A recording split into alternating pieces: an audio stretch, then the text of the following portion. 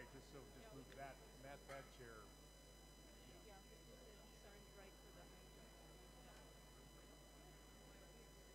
Yeah. I can go to the back, rent a sledge so the three of you can be here. Yeah, Okay. so there's no I way. can go back. That's Yeah. very generous. No, I think that's the best because it's only three of you and the same with me. Right. Okay. You know, so So EAP. the EAP wants all There are three. three. Yeah. Well, I we'll, can we'll go do back, the three, but for the we can. tip, you know, We they can. have to. I leave two only, and then I'll go back and sit. All right. We'll make it work. Yeah, yeah. We'll make it work. Well, we'll explain to Ethan that what we just heard. Yes, Yeah. please. Yeah.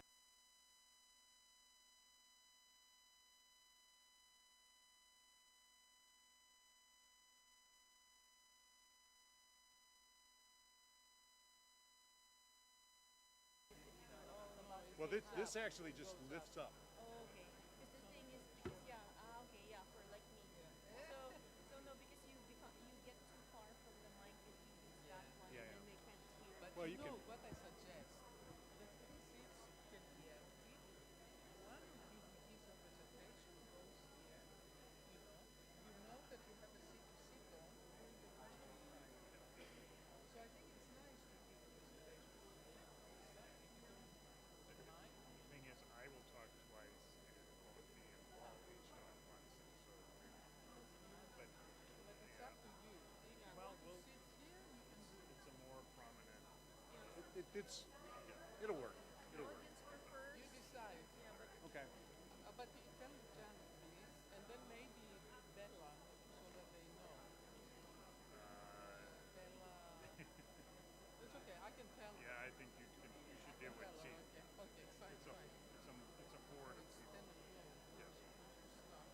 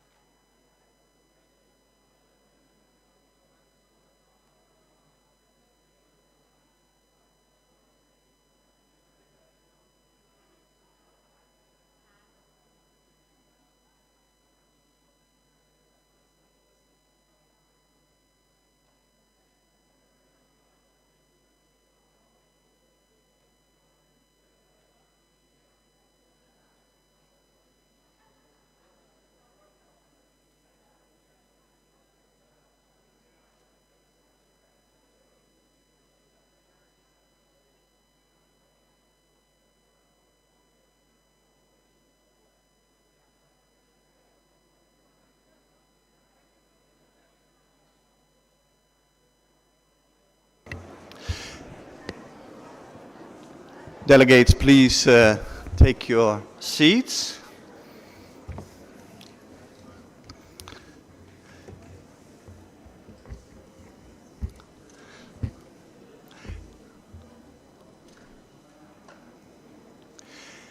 We now would like to start the meeting. A very good morning, everyone. On behalf of my co-chair Videme and myself and the whole Ozone Secretariat, I would like to welcome you at the OEWG45 here in Bangkok. And it's very good to see you all here in person. And I think yesterday we had a very good warming up of this meeting with the workshop and on institutional strengthening of the Montreal Protocol. For me, it's always nice to be in Bangkok and Thailand, where we can combine hard work and good life also in the evenings. Enjoy also the good food and the surroundings of Bangkok. It's also a big difference when you look back to last year when there was still COVID around. It's still around, but the pandemic really came into a different time now. And I think it's very good that we can see each other directly and not needing to wear masks all the time or here in this meeting. So I really enjoy that, I would say. Videmeier and we would like to do our utmost to conduct this meeting in a very cooperative and effective way. And we are looking forward to work with all of you during this week. So let's start the meeting of the OEWG and prepare the work for a good outcome and discussions at MOP 45 later on this year. And let's come as far as possible during this week. Today we also have the pleasure of company of Director of UNEP Regional Office for Asia and Pacific, Mrs. Ditchen Tsering. Madam Director, thank you for being with us today and coming to the meeting to address us with a welcome statement. Mrs. Tsering, you have the floor, please. Thank you, Mr. Ralph Briscone of the Netherlands, Mr. Videme Amejosu of Togo, co-chairs of the Open-Ended Working Group of Parties to the Montreal Protocol, Ms. Megumi Seki Nakamura, Executive Secretary of the Ozone Secretariat, honorable delegates, ladies and gentlemen, a very good morning. I'm very honored and pleased on behalf of the UN Environment Programme to address this opening session of the 45th meeting of the Open-Ended Working Group of the Parties to the Montreal Protocol on substances that deplete the ozone layer. The sixth session of the UN Environment Assembly next year will focus on effective, inclusive, sustainable multilateral actions to tackle climate change, loss of nature, and pollution. There is much that we can learn from the Montreal Protocol. Today we're facing a triple planetary crisis, one of climate change, loss of nature, and biodiversity, pollution, and waste. These crises are interlinked and reinforce each other. In the Montreal Protocol, we see actions to address these crises. The recovery of the ozone layer contributes to tackling nature loss. Efforts through the Montreal Protocol bringing back safe UVB levels help protect ecosystems and biodiversity, the web of life.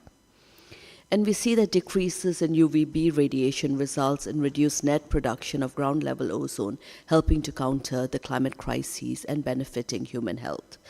And finally, we see in phasing out CFCs, HCFCs, and HFCs, most of which are potent greenhouse gases, advancing the climate action that we need. The Kigali Amendment to the Montreal Protocol is a vital instrument to reduce global warming. When we look at phase down of HFCs under the Kigali Amendment contributing to the Paris Agreement goal of limiting global temperature rise.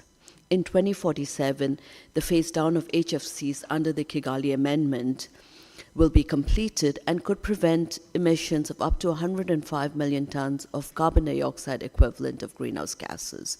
And by 2100, this would mean 0.4 degrees centigrade of global temperature rise that could be avoided. Your contribution in mitigating global warming through the Kigali Amendment is a concrete action we can all take today, and improving energy efficiency in cooling equipment can yield even more climate benefits. 150 parties to the Montreal Protocol have now ratified the Kigali Amendment. UNEP encourages remaining parties that have not yet ratified the Kigali Amendment to do so. And this meeting takes place at a critical time in the implementation of the Montreal Protocol, when Article 5 parties are striving to sustain their commitments for the phase-out of HCFCs while preparing themselves for the HFC phase-down. Colleagues, allow me to emphasize the importance of refrigeration and air conditioning sector to society's well-being. An important role in preserving food and medicine and providing comfort by cooling living and working spaces and protecting health through vaccine storage. The sector also brings in economic benefits through employment of skilled workers. The refrigeration and air conditioning sector continues to improving our quality of life as well as to achieving our shared international goals. Many cooling solutions have been developed in this last decade, but urgent action is now needed to have sustainable solutions fast to implement and available to all. For this reason, the United Arab Emirates presidency of the UNFCCC COP28 is championing a global cooling pledge that will feature prominently at COP28. This pledge contains a menu of policy actions ranging from nature-based solutions, sustainable cold chains, to appliance efficiency policy, to innovation investment. This pledge offers both state and non-state actors a unique chance to enhance commitments to climate mitigation, adaptation, resilience, and to invest towards sustainable cooling. UNEP is supporting this critical initiative through the UNEP-led Cool Coalition, and we call on you today to join the Global Cooling Pledge and to mobilize your peers on the road to COP28. We have 4 critical months to make this COP a cool COP. And getting cooling right offers a 3-in-1 opportunity to cut global warming. It also improves the lives of hundreds of millions of people. There are large financial savings. So we hope many of you will join us to help keep the planet cool too. UNEP also urges all countries to strengthen legislation and policy frameworks relevant to the Montreal Protocol, introduction of the ozone to climate technologies, and to address the challenges related to the market adoption. Although Article 5 and non-Article 5 parties have equal but differentiated responsibilities, both groups of countries have commitments to protect the ozone layer and the global climate. Your experiences and perspectives will be a valuable asset to the success of this meeting. I've been informed that there are a number of important items to be discussed in this meeting, which will guide the direction of the implementation of the Montreal Protocol. The active engagement of all is highly encouraged. UNEP continues to be pleased to continue our cooperation with all stakeholders to promote the global uptake of ozone to climate technologies. We look forward to deeper collaboration with the cooling industry, national climate and environment authorities, and standard and safety authorities at the national, regional, and international levels. I wish you all very fruitful discussions in the days ahead.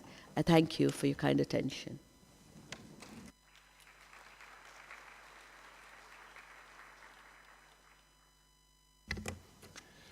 Thank you, Mr. Tsering, for your warm welcome, and also by putting the work of the Montreal Protocol in the broader perspective of the planetary crisis we are in.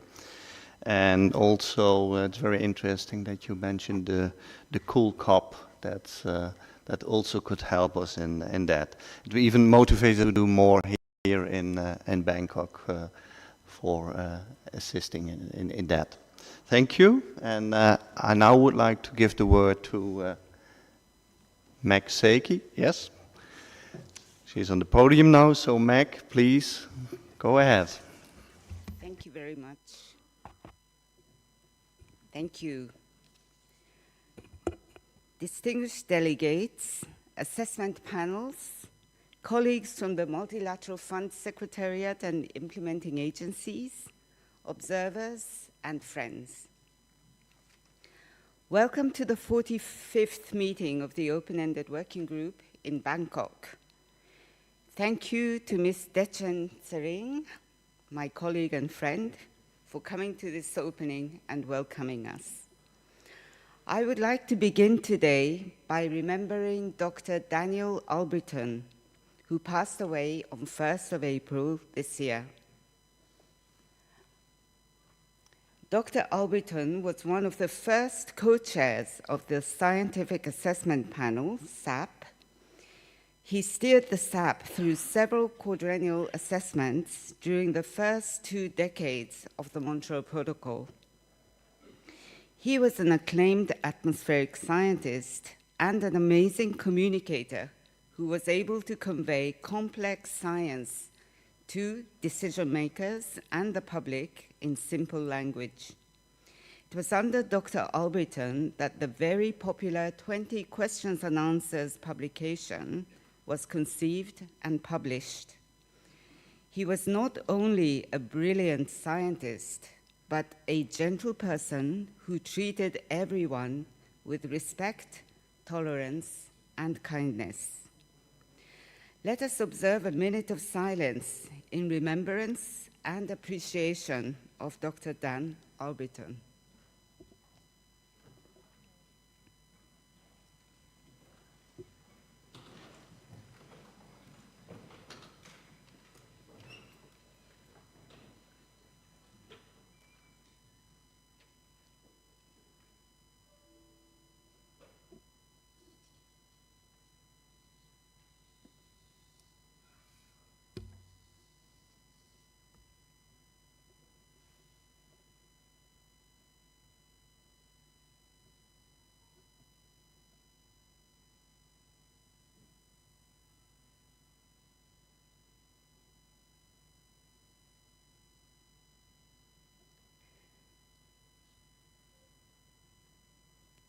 Thank you all. Please be seated. Let us now turn to the business at hand. Most of you have been at the venue since yesterday for the workshop on strengthening of the Montreal Protocol. I would like to thank the facilitators, panelists, and the audience for stimulating discussions which resulted in an excellent set of key points summarized by the rapporteurs. You will further discuss those key points under Agenda Item 5 on strengthening Montreal Protocol institutions, including combating illegal trade, to consider how the information and ideas that emerged from the workshop can be transformed into concrete actions and any associated decisions that will help enable parties to achieve further ozone and climate benefits. Early this year, assessment panels finalized their work on the including the synthesis report. The synthesis report will be formally presented at the 35th meeting of the parties, but the report is available in English only, though, for this meeting as a basis for the discussion on several agenda items. This is the 10th full quadrennial assessment carried out by the panels. On behalf of the parties, I would like to thank the assessment panels for the tremendous work they have carried out once again, producing a set of invaluable reports. Parties will start discussing at this meeting also the terms of reference for the next assessment to be completed in 2026. Science-based decision-making continues to be a pillar of the Montreal Protocol's success, a pillar that is recognized by other international processes. The Secretariat has been bringing the assessment process of the Montreal Protocol to the attention of various fora, such as the negotiations on Science Policy Panel on chemicals, pollution, and waste prevention, and the ad hoc Global Assessment Dialogue. The panel co-chairs have assisted us in this effort to raise awareness, visibility, and pass on useful lessons learned widely. Another issue on the agenda that's important is replenishment of the multilateral fund for 2024 to 26, starting with consideration of the report prepared by the Replenishment Task Force of the Technology and Economic Assessment Panel. The task force's estimate of the funding requirement for 24 to 26 is the highest it has ever been in the history of the Multilateral Fund, largely because Article 5 parties are starting to implement HFC phase-down activities while still phasing out HCFCs. At this meeting, parties will decide on what additional information they will request from the TEEP to enable negotiations on the actual replenishment amounts at the meeting of the parties in October. Under the agenda item on energy efficient and low or zero GWP technologies, parties will consider an updated report by the TEEP and also discuss the issue of the illegal importation of certain cooling equipment that are inefficient. Pursuing energy efficiency will significantly increase the climate benefits of the Kigali Amendment, and the parties have the choice to exploit this opportunity to the fullest. The 2023 TEEP Progress Report also provides updates and new information on other challenges ahead in the implementation of the protocol. I would like to thank the TEEP for their exceptional work and efforts. Allow me to touch on one other key agenda item. As the Group 1 Article 5 parties prepare for meeting the freeze in HFCs from 1st of January 2024, concern has been raised about their low HFC baselines resulting from the reduced economic activities during the COVID pandemic. A possible solution has been put forward as an adjustment proposal and circulated for consideration by the parties in accordance with the established procedure. As requested by the parties, the Secretariat compiled data on HFC consumption submitted by Article 5 parties, including the data provided by the Fund Secretariat in document 45/4 to aid the discussion on the matter. Distinguished delegates, colleagues, and friends, I have mentioned only some of the issues on the agenda, but there are many more. The content-rich assessment panel quadrennial reports, combined with the various TEEP updates, could inspire parties to add many more issues to the already full agenda. The important items that must be considered this year will also need your full focus. It is expected, therefore, that the week ahead will be a busy one. But as always, I am confident that you will tackle all matters with the usual spirit of cooperation and consensus to make as much progress as possible before the mob. Please remember that the greater the progress at this meeting, the less stressed you will be at the mob and have time to enjoy Nairobi. I would like to close with a few words about the sustainability of our meetings. In line with the United Nations Secretary General's call for net zero emissions by 2050, UN entities are establishing environmental management system, or EMS policies, to walk the talk and reduce carbon emissions in their operations and events. You might recall that Ozone Secretariat established its EMS in 2021, finalized it in early 2022, and applied it to our OEWG and MOP last year. The sustainability scores were high, and you will find that information on our website. An important aspect is to select meeting venues that employ sustainable management practices.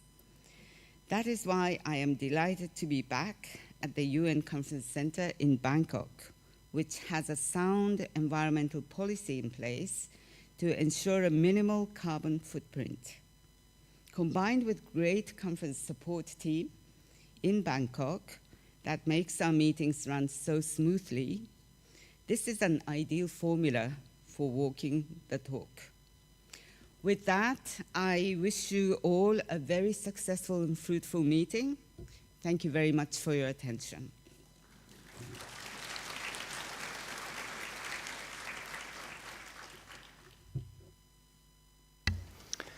Thank you, Meg, for the statement you just made and highlighting the key issues of this meeting, such as the quadrennial assessment in terms of reference, energy efficiency, replenishment, institutional strengthening, and also the effects of COVID.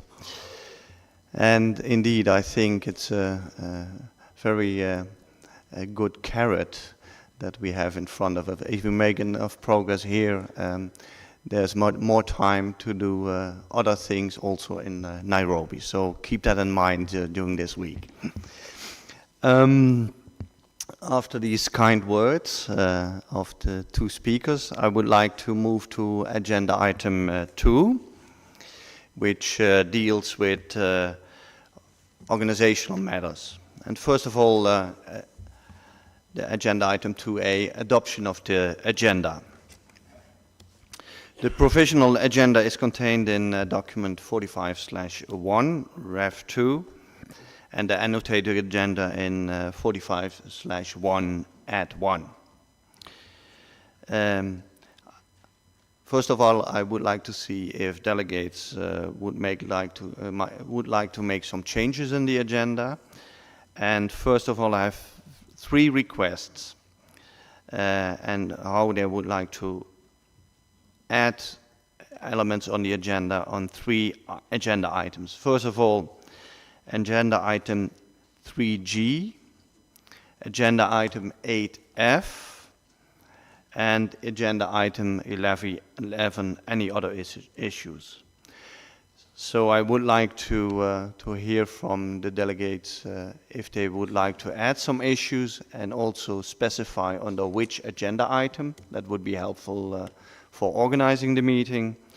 And the floor is yours to hear what kind of elements you would like to add.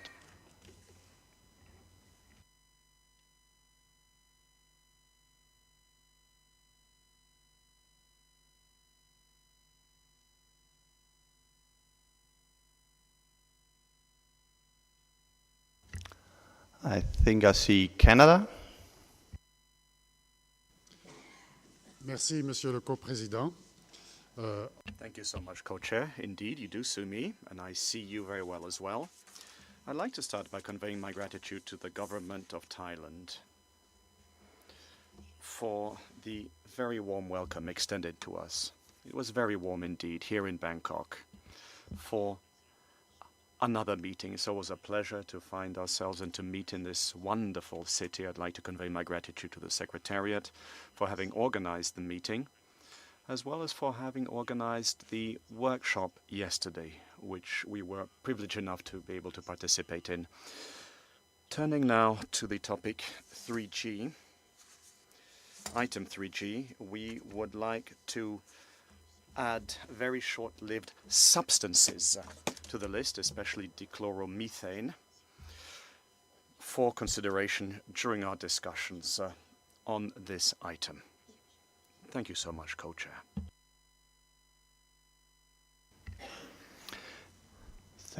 Thank you, Canada. So under 3G, very short-lived substances, that's the item you would like to add. And then I see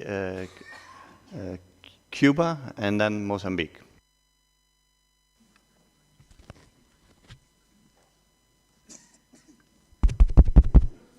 Sí. Muy buenos días. Good morning, everyone. Thank you so much, Mr. Co-Chair. Since this is the first time that we're taking the floor, we would like to thank the government of Thailand, of the Kingdom of Thailand for their hospitality, and to thank the Secretariat for all of the efforts that have been made thus far so that we're able to hold this meeting, which is so important here in Thailand once again. Having looked at the agenda, the proposal that's being made by Cuba is that under 10B, we would like to note the sensitivity of this matter and to note with the secretariats that we would like to place that item earlier on the agenda, because where it is currently, it would perhaps only be dealt with on Wednesday or Thursday. We'd like to set up a contact group if necessary to analyze this issue. Perhaps it might take longer. Therefore, we would like to propose an amendment to the agenda, specifically regarding the Kigali Amendment. We've all seen document 145/7, where we made our proposal and the reasoning for it. So we think that it would be useful to allow more time for us to be able to analyze this matter. Thank you so much. Thank you, Cuba. Let's see, we are now under the agenda item of the adoption of the agenda. The item you just raised will be at the next item on the organization of work, but we heard your request, so it can come back there. So I don't directly reply, but we come back to it on the organization of work. Then I would like to give the floor to Mozambique. Thank you very much, Mr. Co-Chair. Good morning, everyone. First of all, I was, as the first time taking the floor, to thank the government of Thailand for the warm welcome, to thank the Ozone Secretary for the invitation, and the MLF for to funding our travel. I'm come for the other relevant issues. My concern is regarding the sad events. We have very interesting points that we have been discussing several years, but sometimes we have 5 or 6 sad events in different rooms. And for example, in my country, we have 2 delegates or 3 delegates, and at the same time, we have 5 sad events, and we lose some of them. One old man told me that the intelligent man pay attention is full-time, 85% of time to listen, and 15 time to raise his concern. And we come for this meeting to get solution for our problems in our country, to improve our performance. So I would like to bring here experience from the Green Economy meeting in New York. Every day we have similar session like in Montreal Protocol meetings, but every day in the morning we have the summary, what was discussed in different side event in different rooms. So we would like to ask this favor to Ozone Secretariat, if it's possible, to guarantee the summary of each event, side event in the morning, so we can use it if we lost some of them to take our countries. Thank you very much for the floor.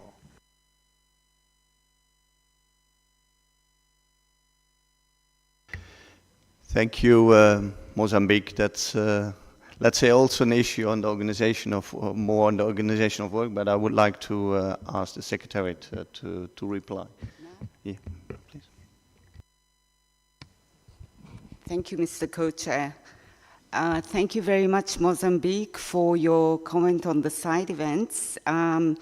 We will do our best to try to give you as much information as we can on the side events, but if you have looked into the meeting portal under side events, you will find out at least, what the events are about, and we will be trying to get further information on what happened in these side events and try to give additional information after the side events have taken place and try to make that available during the course of the meeting. Thank you. Then I would like to ask delegations now who specifically react on the agenda. So we would like to hear what kind of agenda items you would like to add or change on the agenda, so we can list that.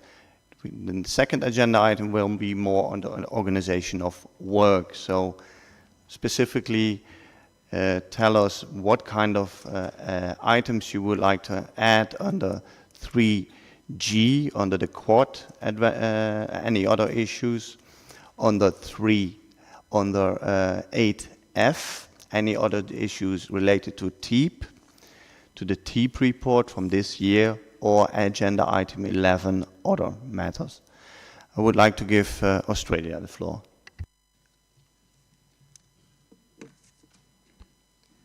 Thank you very much, Co-Chair. And Australia would like to add our thanks to the government and people of Thailand for the warm welcome, very warm in this instance. We would also like to thank the Secretariat for all their hard preparations for this meeting and the workshop, and indeed appreciate the work that our co-chairs will be putting into this meeting to ensure that it runs smoothly. This delegation would like to add the issue of feedstock to the agenda, and we suggest that it be added under agenda item 3G. Thank you.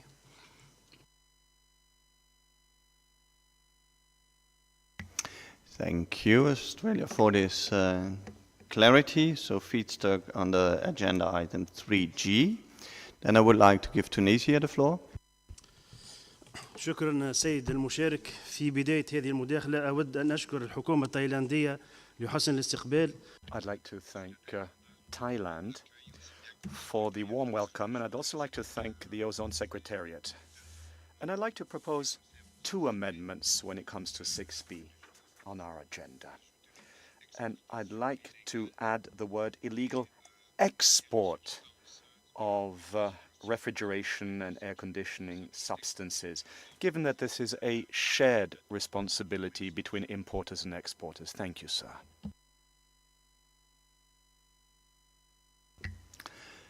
Thank you, Tunisia. So under agenda item 6B, as I understand, let's say we just mentioned now illegal import, but you also would like to have attention to export. I think that's an issue that definitely will also come up during that agenda item. So then I would like to give the floor to Ghana.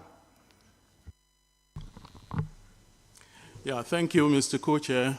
And we would wish to add our voice to the previous speakers to thank the Ozone Secretariat for the excellent organization of this meeting, and also to extend our appreciation to the government and people of Thailand for the warm welcome.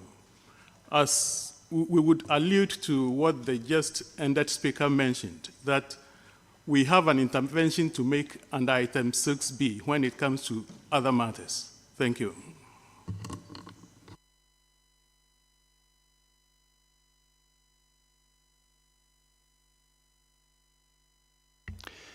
Ghana, could you please specify what is the item you would like to raise on the other matters? Mr. Co-Chair, I mentioned that we would wish to make an intervention when it comes to other matters under item 6B.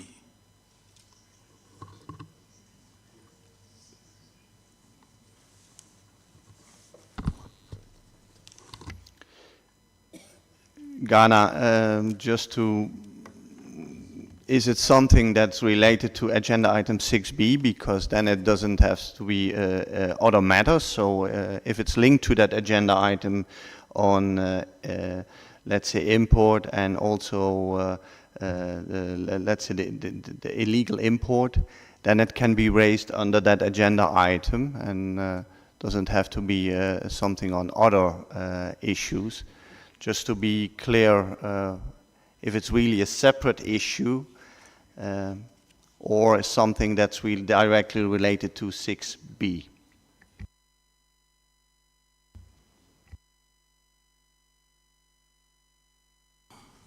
Thank you, Mr. Co-Chair. Is directly related, please. Thank you.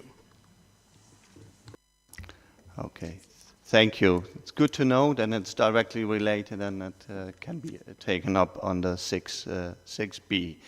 Then I would like now to give the floor to Ukraine. Thank you, Mr. Chairman. We thank the government of Thailand and the Ozone Secretariat for organization and hosting this event.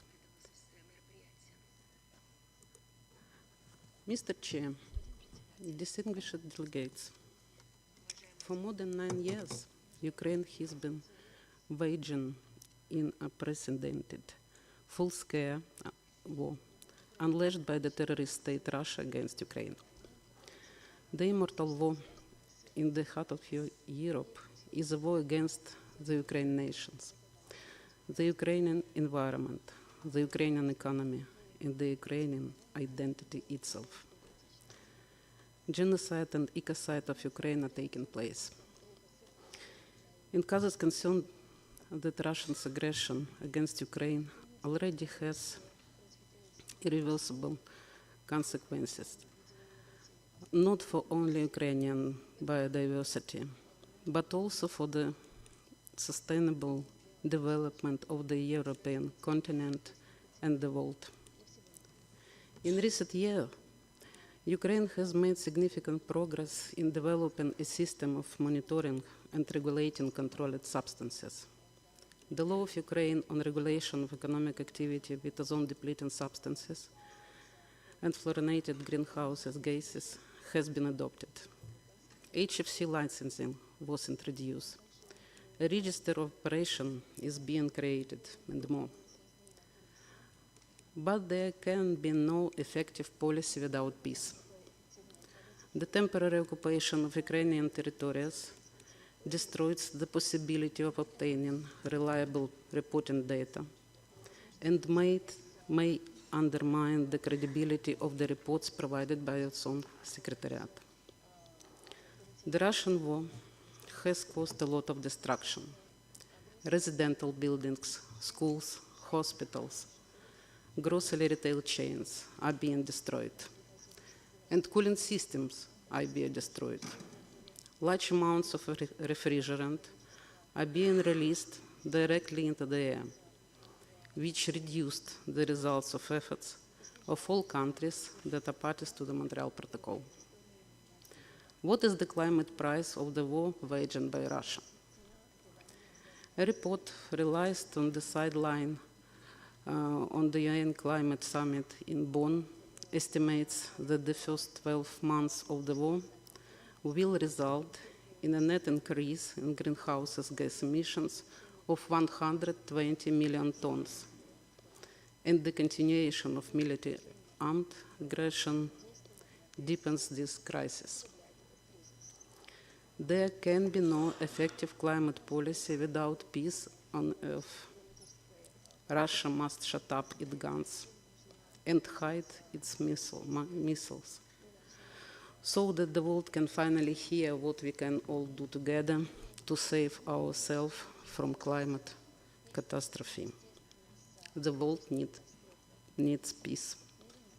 I would like to thank the parties to the Montreal Protocol for their solidarity and support of the Ukrainian people who are fighting for their survival against genocide and ecocide. We thank everyone who works for peace, to all who take seriously the need to protect life on Earth for all people, all nations, all classes, all cultures. Thank you for your attention.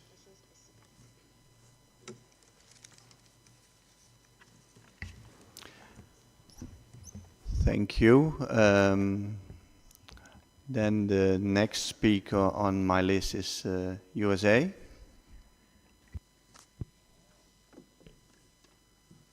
Thank you very much. Mr. Co-Chair, let me echo the thanks of other delegations to the government of Thailand for hosting us and also to the Ozone Secretariat for all of their work preparing this meeting. And finally, to our co-chairs for the work that they will do this week and in leading us through our discussions here. I wanted to intervene on 2 points. The first point I wanted to mention is that with respect to the agenda, we do wish to include an item under 3G, and that item would be on emissions of HFC 23, and we are preparing a draft decision on that. So under 3G, we would add that item to the agenda. On the second point I wanted to make, I'm speaking now on behalf of Australia, Canada, Israel, Japan, Norway, Switzerland, the United Kingdom, and the United States of America. It is now over 1 year since Russia launched its full-scale invasion of Ukraine. We condemn the ongoing brutal attacks on civilians and critical infrastructure and widespread destruction, including environmental damage and transboundary harm caused by Russia's aggression against Ukraine. Keeping in mind the resolution that was adopted at the United Nations General Assembly on 23 February, we would like to reaffirm the principles of the United Nations Charter and our unwavering commitment for a comprehensive, just, and lasting peace in Ukraine. Our thoughts remain steadfastly with the people of Ukraine. This aggression is a violation of international law, including the UN Charter. Russia's actions against Ukraine violate the prohibition of the use of force against the territorial integrity or political independence of another state, as enshrined in international law. Russia's attacks on civilians and civilian infrastructure must stop, and we support efforts to hold those responsible to account. We call once again on Russia to abide by its international obligations, cease all hostilities in Ukraine, withdraw its troops, and facilitate the rapid, safe, and unhindered access of humanitarian assistance to those in need in Ukraine. Thank you, Mr. Chair. Thank you for this intervention, and also on the agenda item 3G on HFC 23. Then I would like to give the floor to Spain. Distinguished delegates, ladies and gentlemen, it's my honor to speak on behalf of the European Union and its 27 member states. In particular, the European Union would like to express its gratitude towards Thailand for its hospitality in hosting the 45th Open-Ended Working Group and the Ozone Secretariat for its support to the parties throughout the many years of the Montreal Protocol's activities, as well as ensuring the smooth running of the meeting. With regard to the agenda, the European Union would like to inform you that we have been working on a draft terms of reference regarding the next quadrennial assessment report, and we will be able to present it under Agenda Item 3E. Additionally, we noted with interest that the TIAP recommended in the Quadrennial Assessment Report some changes to the list of approved destruction technologies, which we think should also be approved in a decision.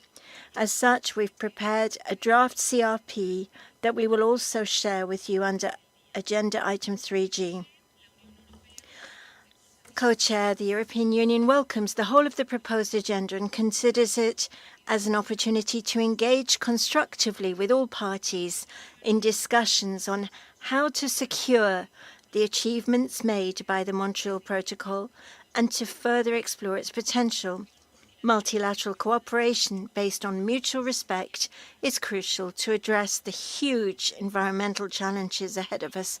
Therefore, the European Union expresses its full solidarity with Ukraine and the Ukrainian people. The European Union reiterates its strongest condemnation of the unprovoked, unjustified aggression of the Russian Federation against Ukraine. The Russian Federation's invasion of a sovereign country is a gross violation of international law, including the UN Charter. The Russian war of aggression severely undermines international security, causes immense human suffering, and has exacerbated the challenges that the global environmental community is seeking to address. Thank you, Mr. Co-Chair. Thank you. Then I also would like to give the floor to Georgia.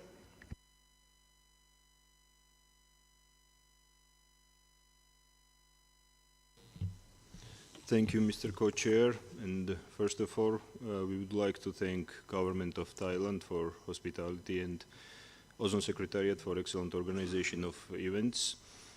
Mr. Co-Chair, dear delegates, we express our full support to Ukraine and the Ukrainian people. We acknowledge that Russia's unjustified, unprovoked, and premeditated full-scale aggression against Ukraine has gravely altered the security environment, caused unspeakable suffering and destruction. It has also environmental and humanitarian costs, can reverse sustainable development, and is a threat to humanity's goal to tackle several environmental challenges in a timely manner. We express grave concern over the attacks on civilian facilities such as residences, schools, hospitals, energy infrastructure, and of civilian casualties, including women, elder persons, persons with disabilities, and children. The Russia's aggression against Ukraine is on a scale that international community has not seen in Europe in decades. It is a clear violation of international law and the UN Charter. Georgia reaffirms its unwavering support to Ukraine's independence, sovereignty, the territorial integrity within its internationally recognized borders. We hope that Russia's war of aggression will end soon and peace will be restored both in Ukraine and in our region as a whole, so that we can continue to work for better environment under normal conditions. Thank you, Mr. Co-Chair. Thank you. I now would like to give the floor to the Russian Federation.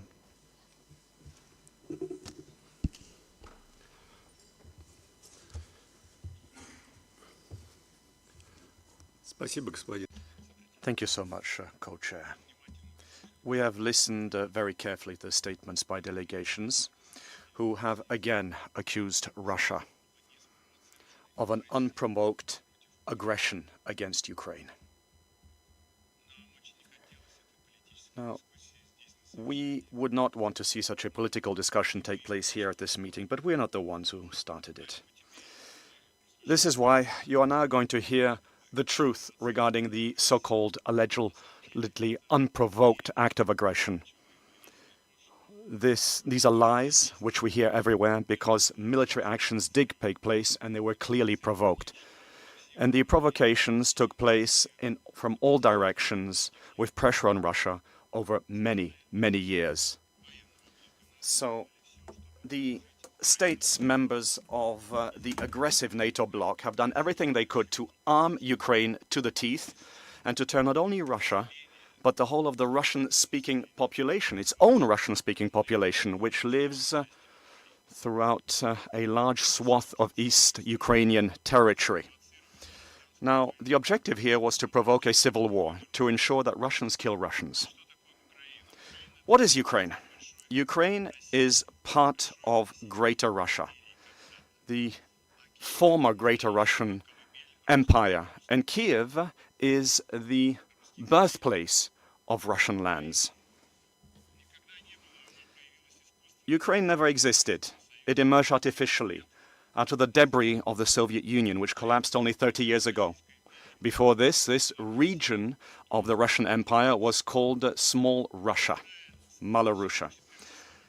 Starting in 1914, when in Kiev, as a result of the efforts of Western countries, or 2014, I apologize, a military coup took place.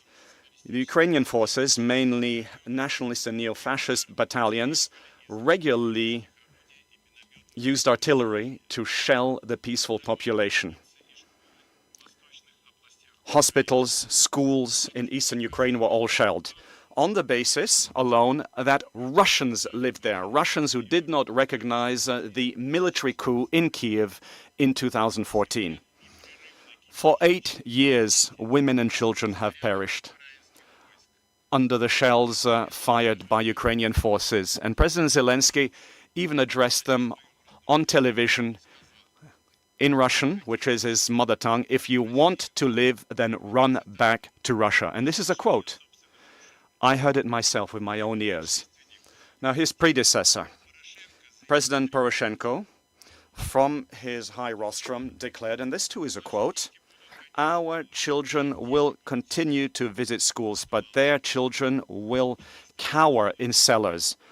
What could the Russians living in the east of Ukraine do? Well, they had to pick up their guns and turn to Russia for help.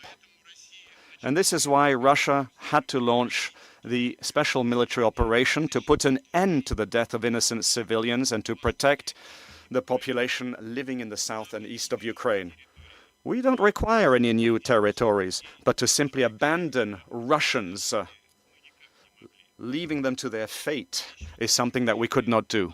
Another objective of the military operation was the elimination of the military potential of the nationalist and fascist regime in Ukraine, for which the fascist criminals from the Second World War, Stepan Bandera, have become or have been elevated to the status of national heroes based only on the fact that they were fighting for independence. In doing so, massively killed Russians, Poles, and Jews, following the orders of total war by Hitler in Eastern Europe. This is why Russia, as one of the victors of the Second World War, destroying fascism back in 1945, cannot simply accept the existence of fascists in Eastern Ukraine. And the open challenge put to Russia and the Russian population is one which we will take up. And now the West is trying to destroy Russia by arming Ukrainians and neo-fascists. And they're ready to forgive everything as long as they destroy Russia on the battlefield. This is very short-sighted, and this is indeed a very dangerous policy. We'd like to tell you that from the very beginning of the conflict in Ukraine, the population of a majority of countries started to receive distorted information about events unfolding in Ukraine. Not just distorted, but an intentional set of lies based on fake information. Such lies, based on modern technology, has enabled them to rapidly achieve their goals, namely to turn Russia into an evil force in the world. Now, to many feel that this is a victory in the information war when they were able to eliminate all alternative forms of information by banning the operation of Russian media and by having undermined one of the basic human rights, freedom of speech. But this is a Pyrrhic victory. And very soon everyone will see this, because history will release the truth, and of course the truth will prevail. I'd also like to tell you that those delegations who left the chamber during my speech as representative of the Russian Federation are demonstrating a basic lack of courtesy. They were listened to, but they're unwilling to listen. They don't want to hear any other opinions. They only wish to hear and know their truth. I say truth, but of course it's the lies, the distorted lies which are being spread all over. I'm not going to dwell on the environmental consequences with the distinguished delegate of Ukraine referred to, but I will underscore one thing. For more than a year now, the Ukrainian armed forces have been shelling the largest NPP in Ukraine. I'm referring to the Zaporozhye NPP. They've been shelling it from their artillery units, even though the NPP lies along a fairly calm stretch of the front. It is protected by Russian forces. And everyone understands that the objective of such shelling is to cause a repeat of the Chernobyl disaster. So the question is, how Ukraine, or should I say its current regime, it clearly demonstrates how little the current regime cares about the environment. Thank you, sir.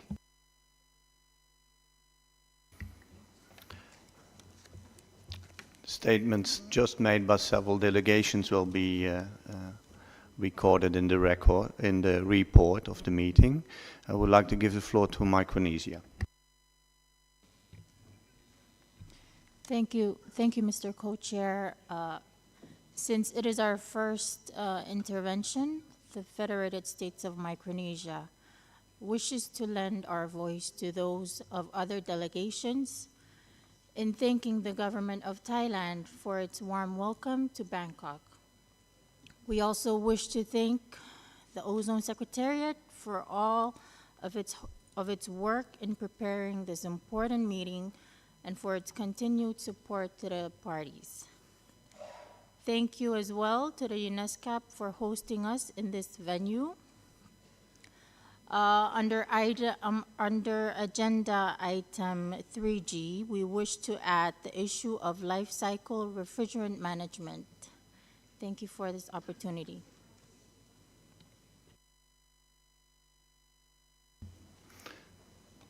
Thank you, Micronesia. So under 3G, life cycle refrigerant management. That's the item you would like to add over there.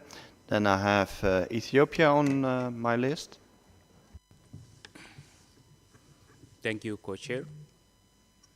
Good morning, colleagues. We would like to thank the people and the government of Kingdom of Thailand for the warm hospitality we received since we arrived here. We also would like to thank the Ozone Secretariat for its effort for the organization of the meeting of the document. Mr. Co-Chair, we want to add the need for assessment and collection of further information required for sound disposal of methyl bromide that Article 5 parties store for a long time to meet the obligation of the phase down of methyl bromide to be considered under agenda item 9, if possible. Thank you.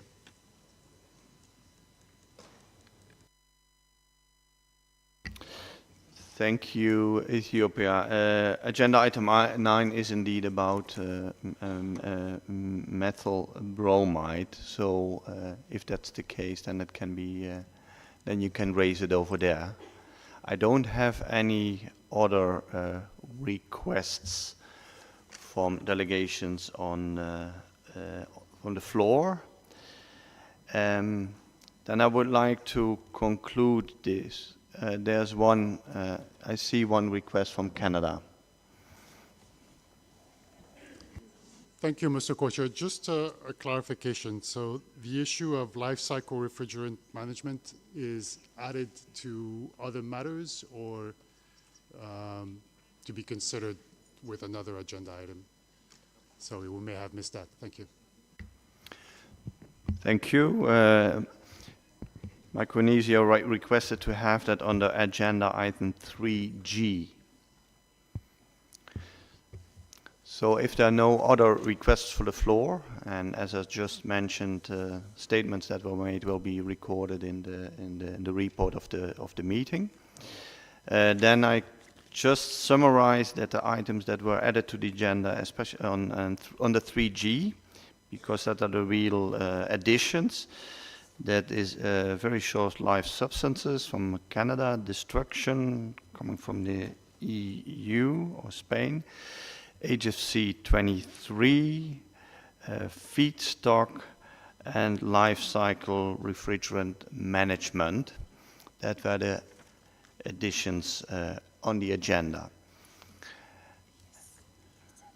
if this is acceptable to all delegations,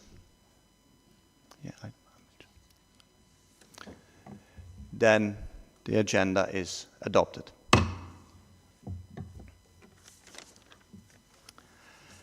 Then I would like to go to the second item, organization of work.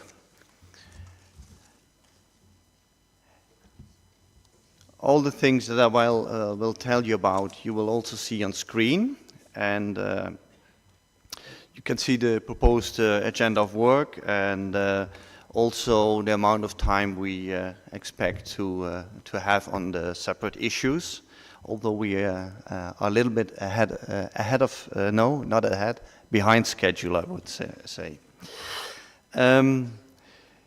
You will see that in a number of places we are proposing to consider items in a slightly different order than listed on the agenda, so that we have more time available or the right time available. During the discussions and the meeting here, maybe we adjust elements depending on what we think would be the best way forward during the meeting. Right after the organization of work, we start with the agenda item 3A with presentations and discussions on the quadrennial assessment report.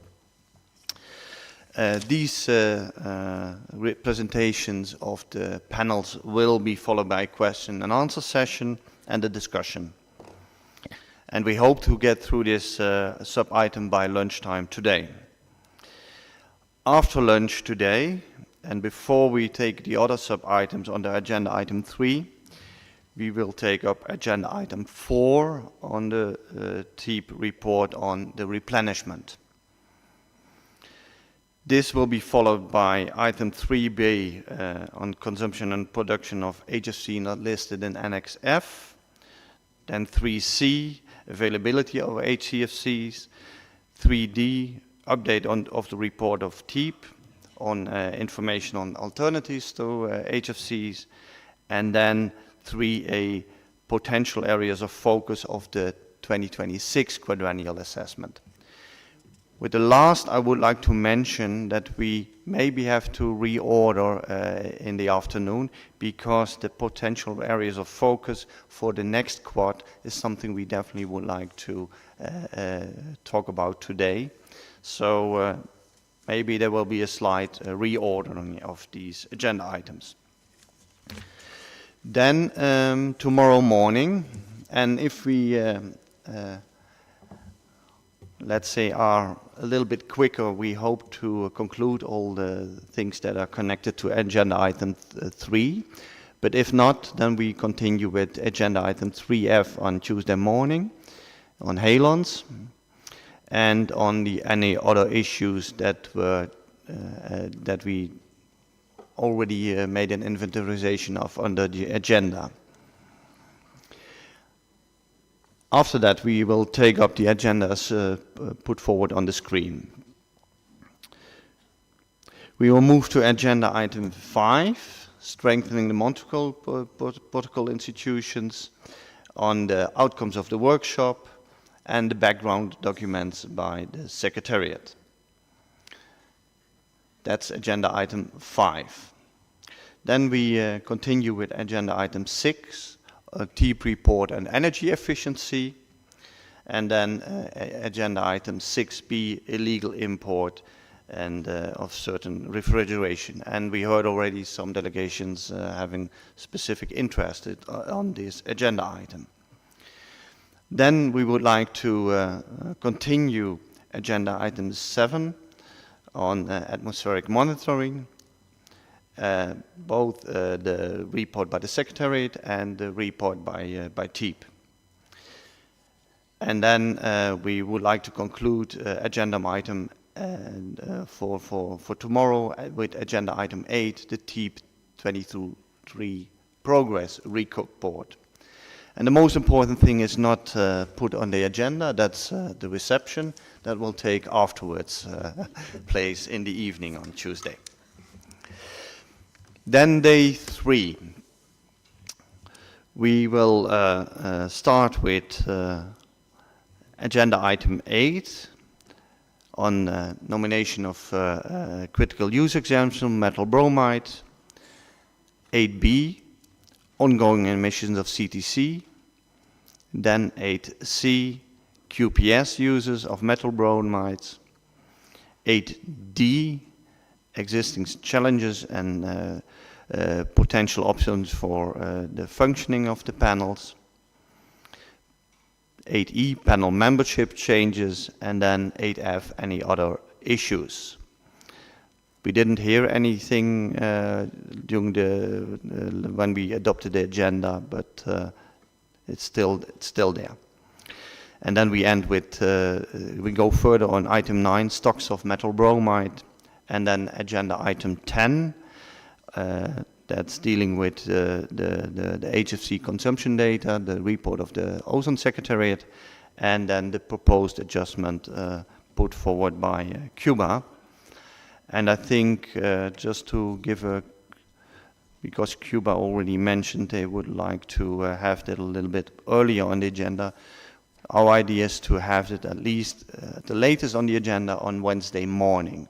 So that's maybe will be a reordering if needed, but on Wednesday morning we would like to have this at the latest on the agenda.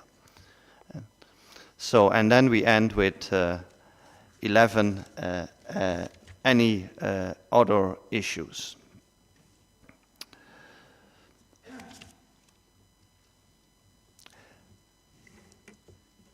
As we get through all the substantive agenda items, we will establish contact groups and informal groups as necessary, as the usual way of working. And we hope that most of Thursday and Friday we can allocate to the meetings of those groups. Maybe even on Wednesday afternoon, if we are really ahead of schedule. There are very many items on the agenda. And it's also a very heavy agenda, so we have to be very prudent and very efficient with our time. Consistent of the usual practice, we try to have contact groups only one at a time, and informal groups as well, of course. But sometimes we also have to add maybe several items in one contact group if needed, because there is a limitation of the amount of contacts that we can handle. So be aware of that maybe during the meeting we have to add some items to, let's say 2 items to one contact group, or add an item to a contact group if necessary. On Friday we will work through all the agenda, and we adopt the report of the meeting under agenda item 12, and then we have the closure of the meeting under agenda item 13. So this is how the meeting looks like, and now I would like to mention a few housekeeping matters. We start in the morning from 10 till 1 p.m. There will be afternoon sessions from 3 to 6, and we would like to start on time. So we request you to be in time here in the meeting room just before the meeting starts. And of course you will hear the bell ring, and it reminds me always of school time, so that you had to get inside again. The timings of the meetings, both plenary and the group meetings, will be projected on the screens, and also announced in the meeting portal. And I think the most important, and that's really new and very well produced by the Secretariat, is the app. And I think you already saw some information in the corridors. Please use the OEWG45 app. It's very useful, very easy, and gives you all the information you need and not more. So, and I think it's a very simple app, and I really can recommend it. For booking of meeting rooms, please direct any requests to Mr. Danupol Samswai, and I hope I pronounce his name correctly.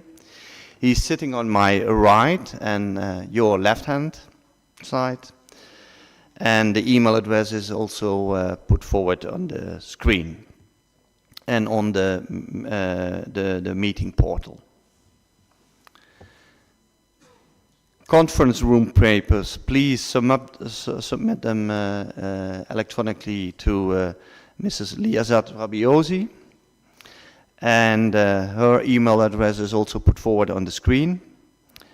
And please bear in mind we have some time constraints for translation. So if a conference room is submitted before 6 p.m. on Thursday, it can be translated. If it's later, then it's not possible to do that, or there's no guarantee that will happen.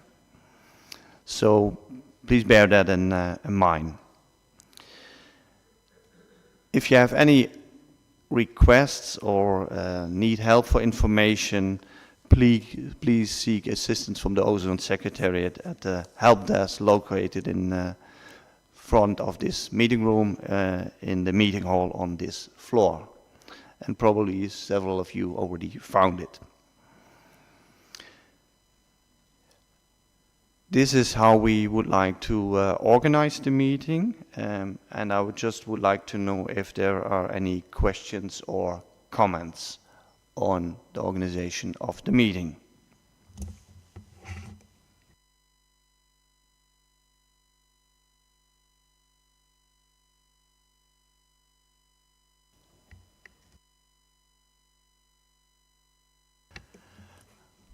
I don't see any requests for the floor, so I think this is clear how we would like to organize the meeting, and I think it's good to go to the next agenda item, and maybe we can speed up a little bit and still be on schedule this morning again. I will hand over now to my co-chair to deal with the next agenda item. Philomet, please. Thank you very much, Raf. L'ordre du jour étant... The agenda being adopted and our work having been organized, we're now going to move on to the work as such. Let us consider agenda item 3 regarding the discussions and presentations of the Quadrennial assessment reports for 2022. In keeping with Article 6 of the Montreal Protocol and in accordance with Decision 31/2 of the 31st meeting of the parties, the three assessment panels, SAP, EEAP, and TEEP and its TOCs, completed their 2022 quadrennial assessments and published their full reports this year, 2023. In addition, the co-chairs of the three panels have worked on consolidating the key messages in a synthesis report, which was also requested in Decision 31/2. The synthesis report is set out in document 45/3, which is currently available in English only. However, the synthesis report will be translated into all other UN languages prior to MOP 35 later this year, and it will be presented by the panels to the MOP. I would like to invite the panels to come up to the podium and present to us the key findings from their reports.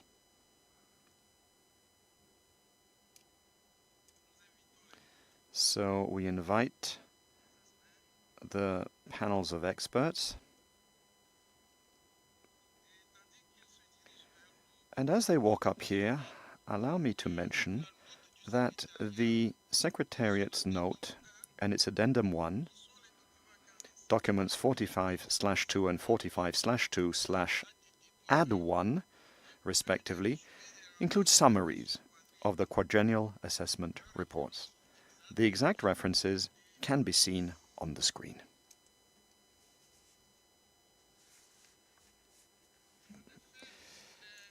The assessment panels are an important pillar of the Montreal Protocol, for they provide the parties with authoritative assessment of the latest information on the various aspects of ozone layer depletion and protection, as well as on the HFC phase down and its impact on climate. Their assessments have always given us a solid basis for taking informed decisions. I should like to thank the panels for their hard work. And now it but remains for me to give the floor to the three panels for their respective presentations.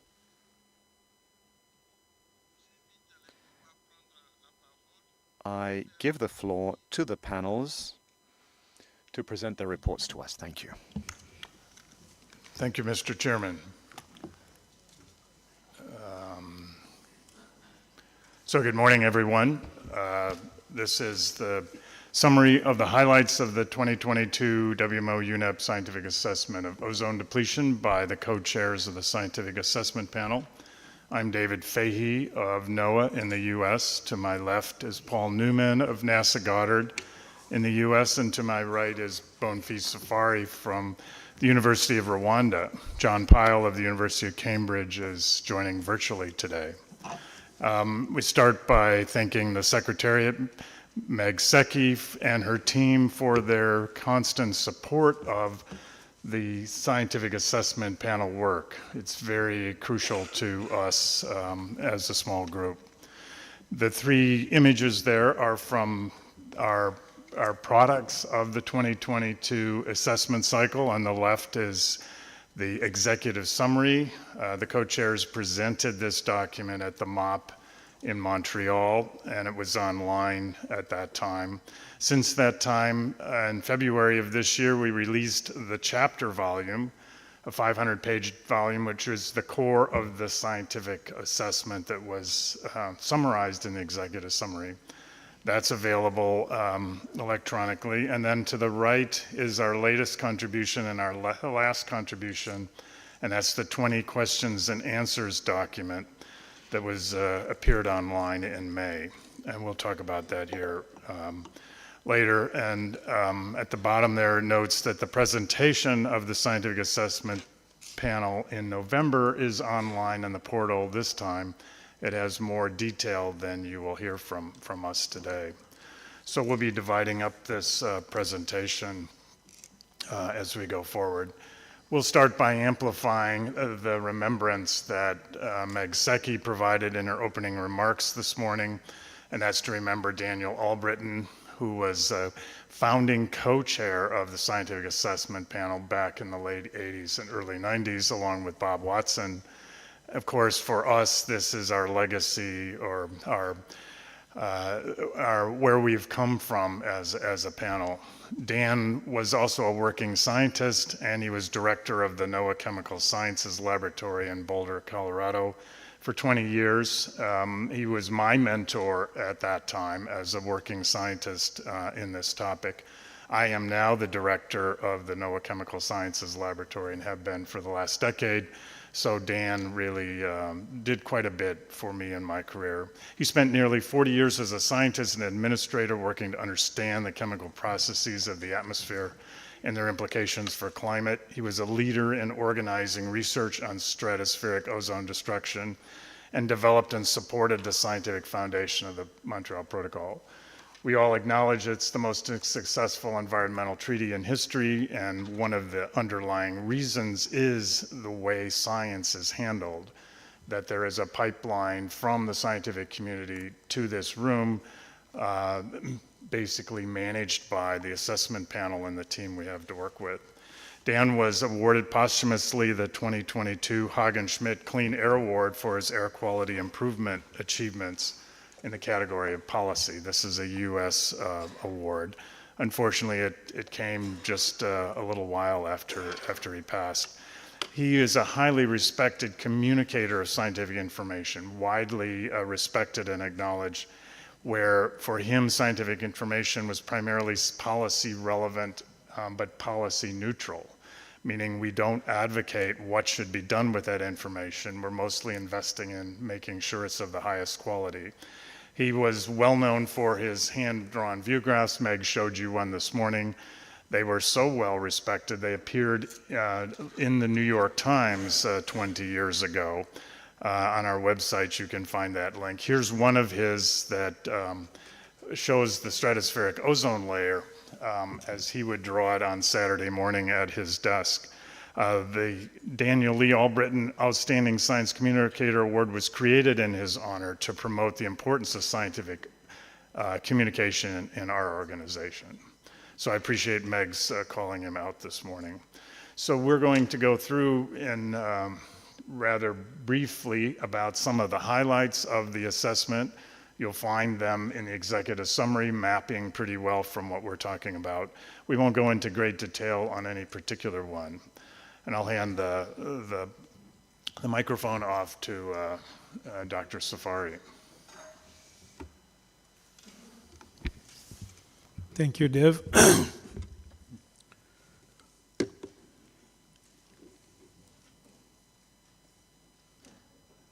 So, yes. So, in brief, mention some highlights from the 2022 scientific assessment reports in few bullets.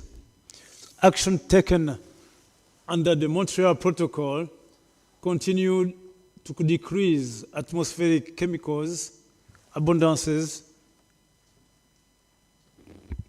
of control ozone depleting substances, and advance the recovery of the stratosphere ozone layer.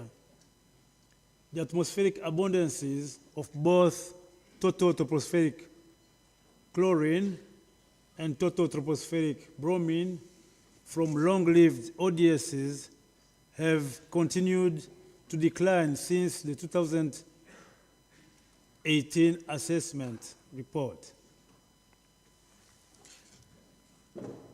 Action taken under the Montreal Protocol continue to contribute to ozone recovery.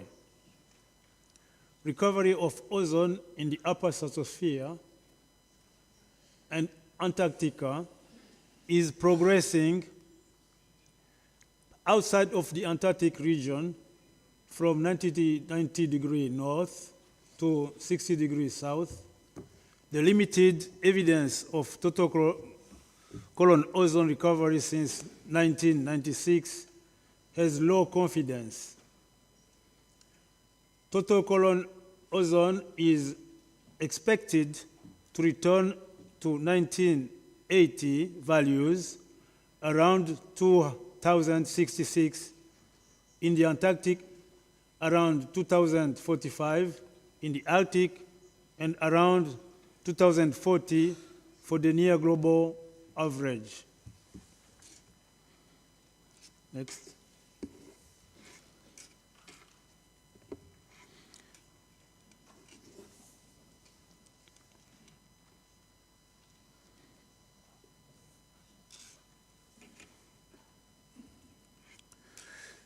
The recent identification of unexpected CFC-11 emissions led to scientific investigations and policy responses.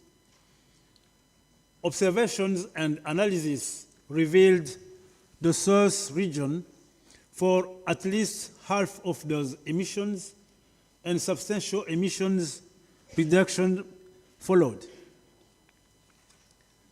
Uncertainties in emissions from banks and gaps in the observing network are too large to determine whether all unexpected CFC-11 emissions have ceased.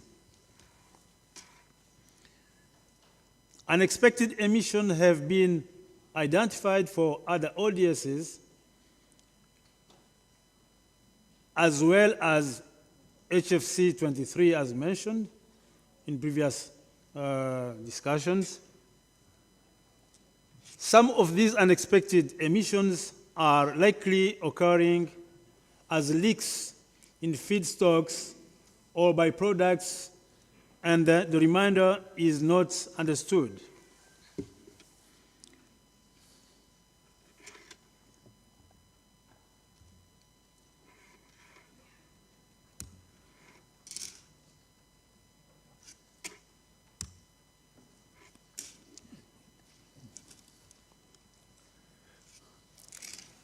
The atmospheric abundance of carbon tetrachloride continued to decrease at slower rates than expected, which could be due to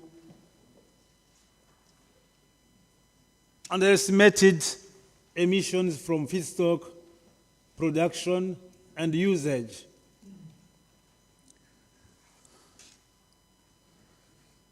Bromomethane abundances have varied annually between 6.5 ppt and 6.9 ppt during 2016-2020, with no clear overall trends. Most anthropogenetic produced bromomethane have been phased out, except QPS fumigation, leaving natural emissions as the dominant source. Reported QPS consumption has been relatively stable for more than 2 decades. HFC 23 global emissions derived from atmospheric observations increased since the 2018 assessment. Inconsistent with new information suggesting a substantial rise in abatement independent of Kigali Amendment controls.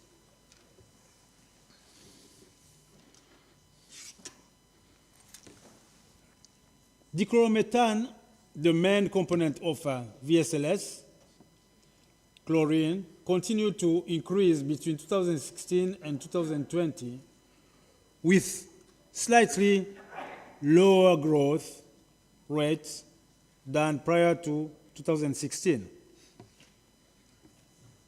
Abundances of many non-ODSs, non-HFCs, highly fluorinated substances continue to increase very strong greenhouse gases with long atmospheric lifetime.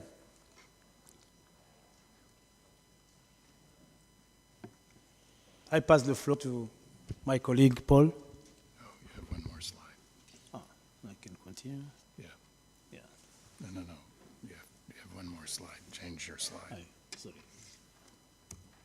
There you go. So, excusez-moi. Heightened concerns about influences on 21st century ozone include impacts on further increases in nitrous oxides and CO2 concentration and the CO2 concentration, rapidly expanding ODSs and HFCs feedstock use and emissions, climate change on total colon ozone in the tropics, extraordinary wildfire and volcano eruptions, increased frequency of civilian rockets launches, and the emissions of a proposed new fleet of supersonic commercial aircraft.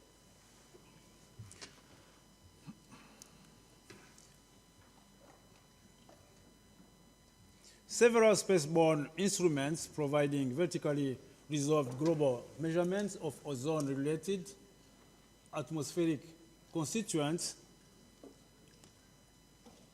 example, reactive chlorine, water vapor, and long-lived transport trusses, are due to be retired within a few years.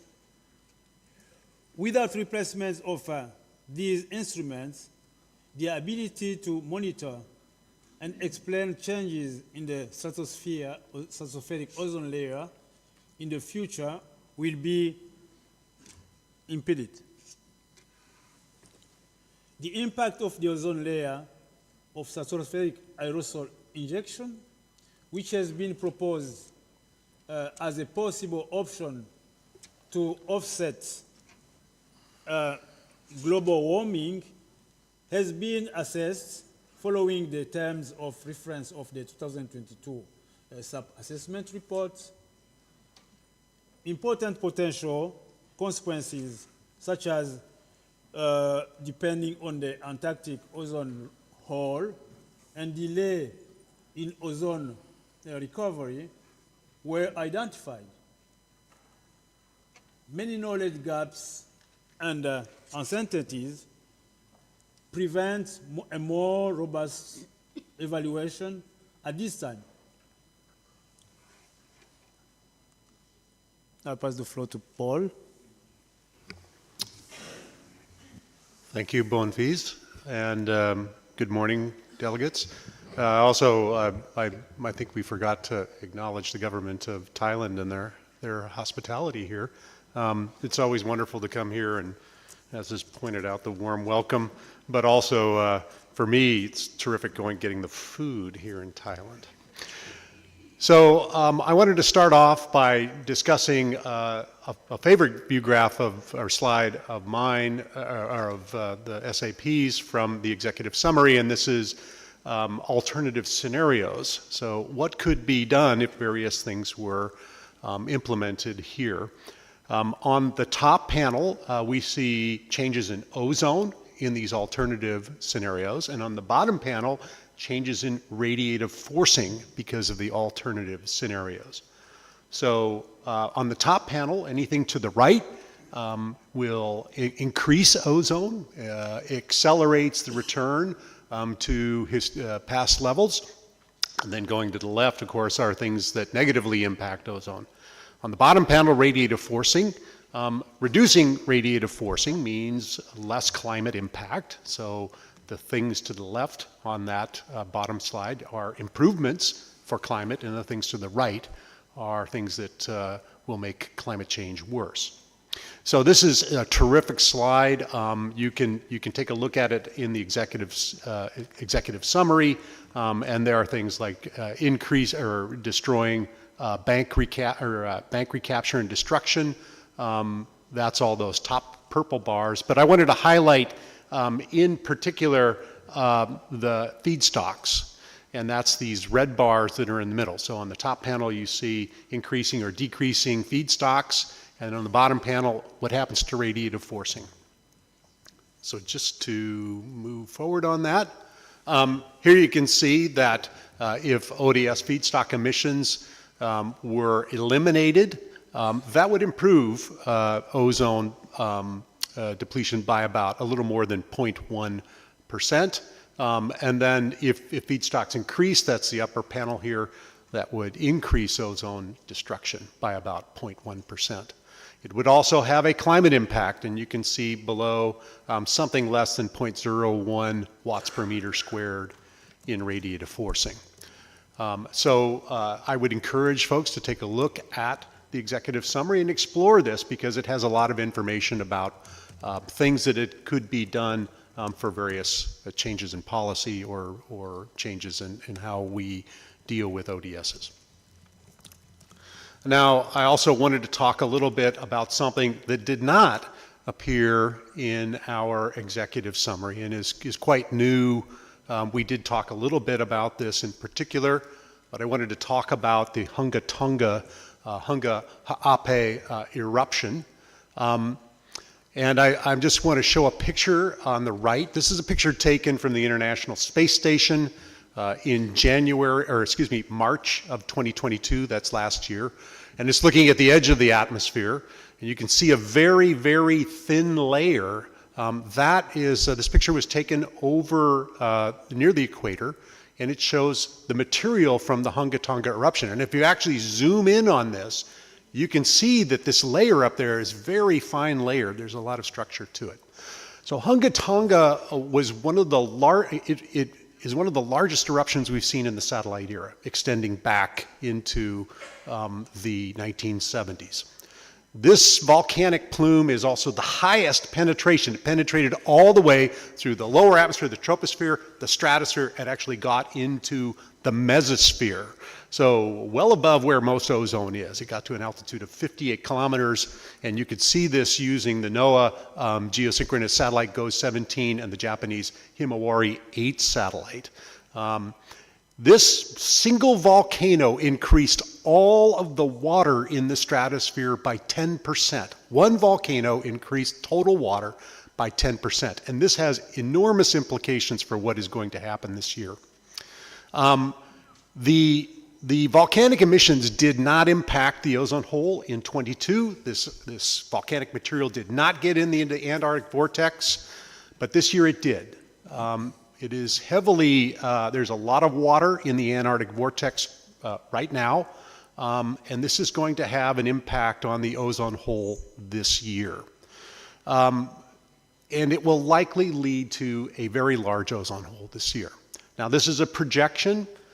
The atmosphere can work in our favor, and it might work out okay. It's not such a bad ozone hole, but right now we think that it will be a very large ozone hole. This is not because of the work that you have done. In fact, if you had done nothing, it would be a much, much worse ozone hole. So right now we think it's going to be a pretty good ozone hole, but stand by. We'll report more on this in at the MOP in Nairobi in October. And finally, just to point out that this is such an extreme volcano that it's a really critical test for our modeling of the atmosphere. This is a real chance to look at how well we can actually simulate the impact of a major disruption of the stratosphere. So with that, that's a heads up, stay tuned. And now I'm going to turn the mic back to David. Thank you. Thank you, Paul. The last section here is to talk about our 20 questions and answers product, something we're particularly proud of within the SAP. So the 2022 edition is the 6th edition, the first being in 2002. And again, Dr. Albritton was an early proponent of this effort in order to communicate issues about the Antarctic ozone hole at the time that helped clarify things in the public domain. Our motivation today is to tell the story of ozone depletion, ozone depleting substances, and the success of the Montreal Protocol. We note that many delegates and staff of delegations weren't born in 1987 when the Montreal Protocol was adopted. So this is kind of a generation-to-generation discussion as this document integrates or sums over our knowledge of these three aspects. The format divides the narrative into topics for easy understanding that can be read and studied individually by specialists and non-specialists.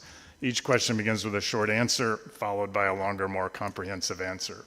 So one can find more complicated discussions about the ozone issue, indeed in our own assessment volume, but that's not as accessible as we might like by non-specialists. So this is an effort to communicate the complexity of this topic, but not overwhelm readers with the technology and the sophistication of it. The figures in particular enhance the narrative by illustrating the key concepts and results. The cover is a little different this year. If you look back at other years, we have an artist's rendition of the Aura spacecraft. Launched in 2004 by NASA, it carried 4 instruments as listed here, one being the microwave limb sounder, or MLS as we call it. The observations over these 4 instruments over these 2 decades have been used extensively to guide the scientific community's understanding of the effects of human activity on Earth's protective ozone layer, and indeed other aspects of the upper atmosphere. Having sensors of this quality and comprehensiveness are really essential to maintain a scientific understanding of what's going on. Of particular importance have been the MLS observations of the chemical conditions in the ozone layer over Antarctica including the halogen species, chlorine monoxide, hydrochloric acid, and nitric acid. So it's been a workhorse over this time. And on the right there is an actual photograph of the Aura spacecraft in a clean room prior to launch. We highlight figure Q71 in the questions and answers that shows data from the MLS instrument. And this data did not exist in 1987 when we had three competing theories for why the Antarctic ozone hole existed. So here we see ozone itself, temperature, nitric acid, hydrochloric acid, or hydrogen chloride, and chlorine monoxide.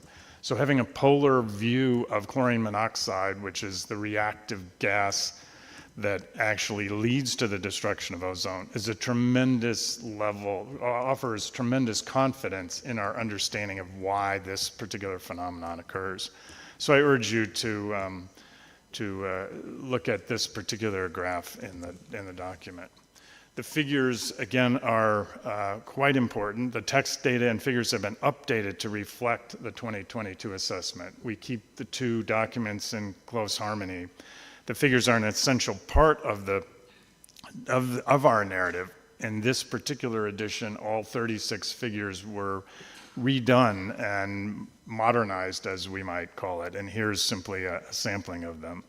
And I urge you to browse those to see which ones might interest you. There's two new figures. This is one on the left that shows the global and regional total ozone changes, where you see the world map there divided into latitude regions to focus in on what's happened in the northern hemisphere versus the southern hemisphere and globally. So this is, again, a rolling up of our understanding over these last 3 to 5 decades. And on the right is an update of an existing figure that shows the total ozone changes in response to ODSs and greenhouse gases. And you see it has information to date, and then it projects out to 2100. So these two figures together really provide a comprehensive view of where have we come from, where are we today, and where might we be going. And on the right, you see the importance of the greenhouse gases, N2O and CO2, for their influence on future ozone. And this is well discussed in our assessment. And finally, there's a new figure on the relationship between changes in total column ozone and the UV index. And this, we've known this relationship for a long time. This particular graph provides a really powerful demonstration of our understanding with the individual data points there showing true real observations at the ground at different latitudes. And that function shows how, as one loses ozone going from the right to the left, the UV index increases, which is the primary motivation for the Montreal Protocol, is to avoid UV increases from ozone depletion. So in a questions and answer format, this provides powerful evidence of this underlying function. There's printed copies of the 20-question booklet available here at this meeting. There's a small table out in the lobby that one can pick up a copy of the questions and answers and the executive summary. We've invested in this document on the Secretariat website as well as my own website at NOAA, where you can find the entire booklet, individual questions, and high-resolution image files of all the figures. So we're hoping that these figures propagate into your world and we make them easily available. And they're all in the public domain, so please use them as you would like. And then we have an interactive format also. And with that, we will conclude, and thank you for your attention.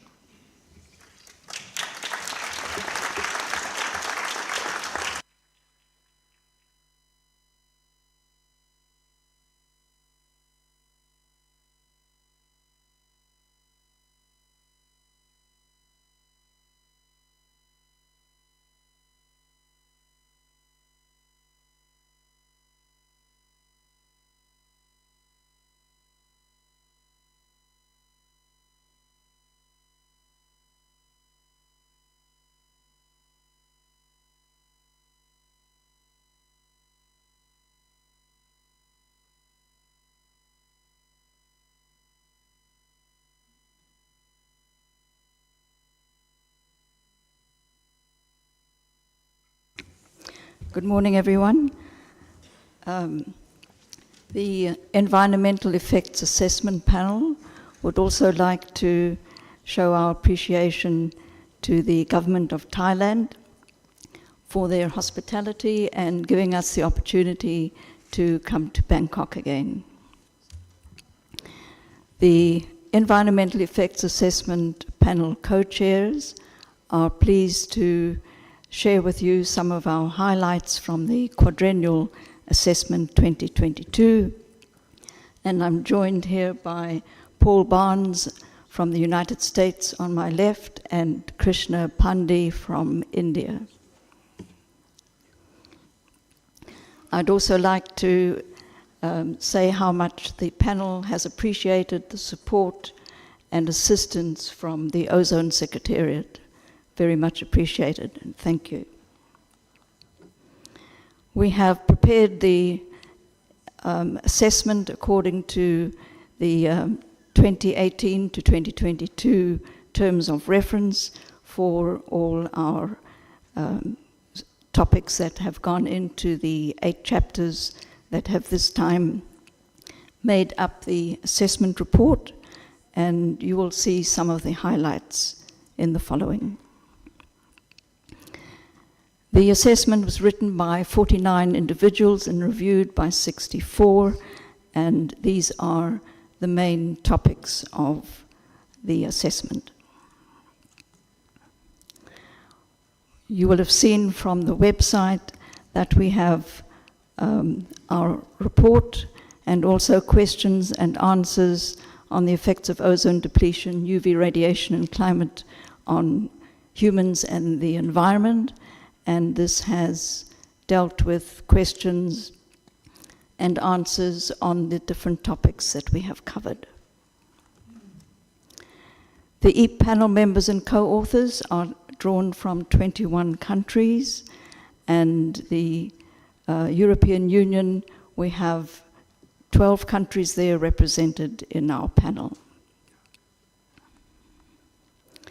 Looking at the role of UV radiation and the climate system and some of the aspects there important for human health and the environment. We have seen that changes in UVB radiation, and we have assessed these using the UV index during the last 25 years, has been less than about 4% outside of the polar regions per decade. But it has shown variation, increasing in some sites and decreasing in others. Changes in UVB outside the polar regions over the last only 2 or 3 decades have mainly been governed by variations in clouds, aerosols, and surface reflectivity. And to note then that the increasing warming will of course lead to more ice melt and increased exposure of ecosystems and to UV radiation in the areas. This graph shows some seasonal changes in the UV index, and it's a comparison of the highest ever UV indices ever mentioned at Palmer Station in the Antarctic. And you will see the index for post-1990 or post-ozone hole period. And for comparison, the indexes, or the index for the highest ones from San Diego in California, 32 degrees north, post and pre-ozone hole with not much difference. Whereas pre-ozone in the Antarctica in the 1970s was nearly, the difference there is nearly double between post and pre. The Arctic shows a much lower UV index, and this of course is because of the weaker ozone depletion in the Arctic. To note then that high UV radiation, as you will see from the graph, extends well into the Antarctic spring and even some into the summer. And this will have in turn consequences for ecosystems with increased UV irradiation. There are, however, has been substantial variations of UV radiation in the Arctic in 2020. And this shows the anomaly of the monthly mean noontime UV index at ground stations from north to south as a percentage. And you will see the large increase in UV index there.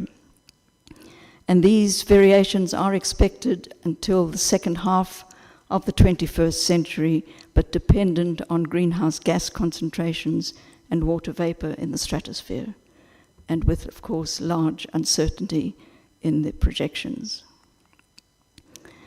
The accomplishments of the Montreal Protocol continue to be many, and we've seen that the prevention of further growth in the Antarctic ozone hole has reduced its influence on the atmospheric circulation and associated shifts of climate zones on the southern hemisphere and the effects on the ecosystems.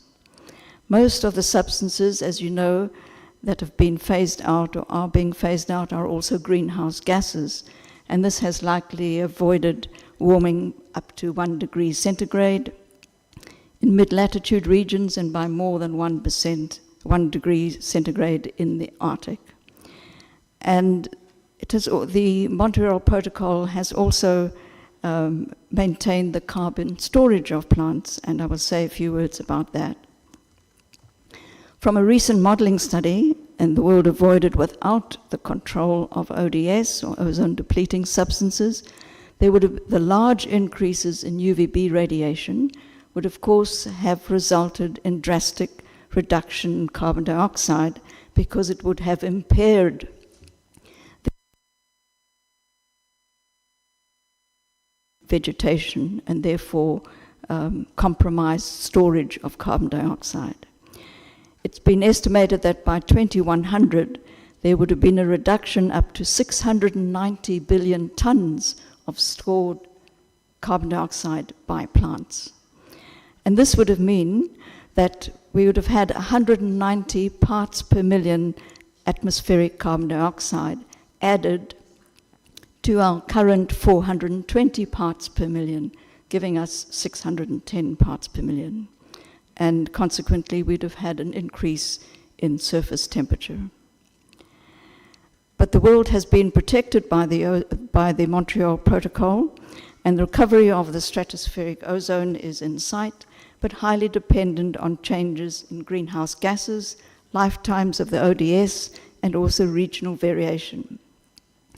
This means that model projections, of course, of UV radiation are uncertain, and for environmental and human health, we have a lack of quantitative data on how changes in UV radiation in combination with climate change will affect food security and plant and animal migrations and biodiversity to other regions to escape climate variation. For human health, the accomplishments are also clear, and we've had a very good example from the United States Environmental Protection Agency, showing that the prevention by the Montreal Protocol for those born in the United States between 1890 and 2100 has resulted in preventing about 11 million cases of melanoma and 432 million cases of basal and squamous cell carcinoma for those born between 2010 and 2019. And estimates from modeling for those born 2040 or later, we don't expect an excess incidence of skin cancers. It assumes, of course, continued compliance with the Montreal Protocol. Still uncertainty regarding stratospheric ozone trends and climate change, so we do need to be alert. And we would really welcome more of these projections also for other areas that we deal with, and also other regions in the world.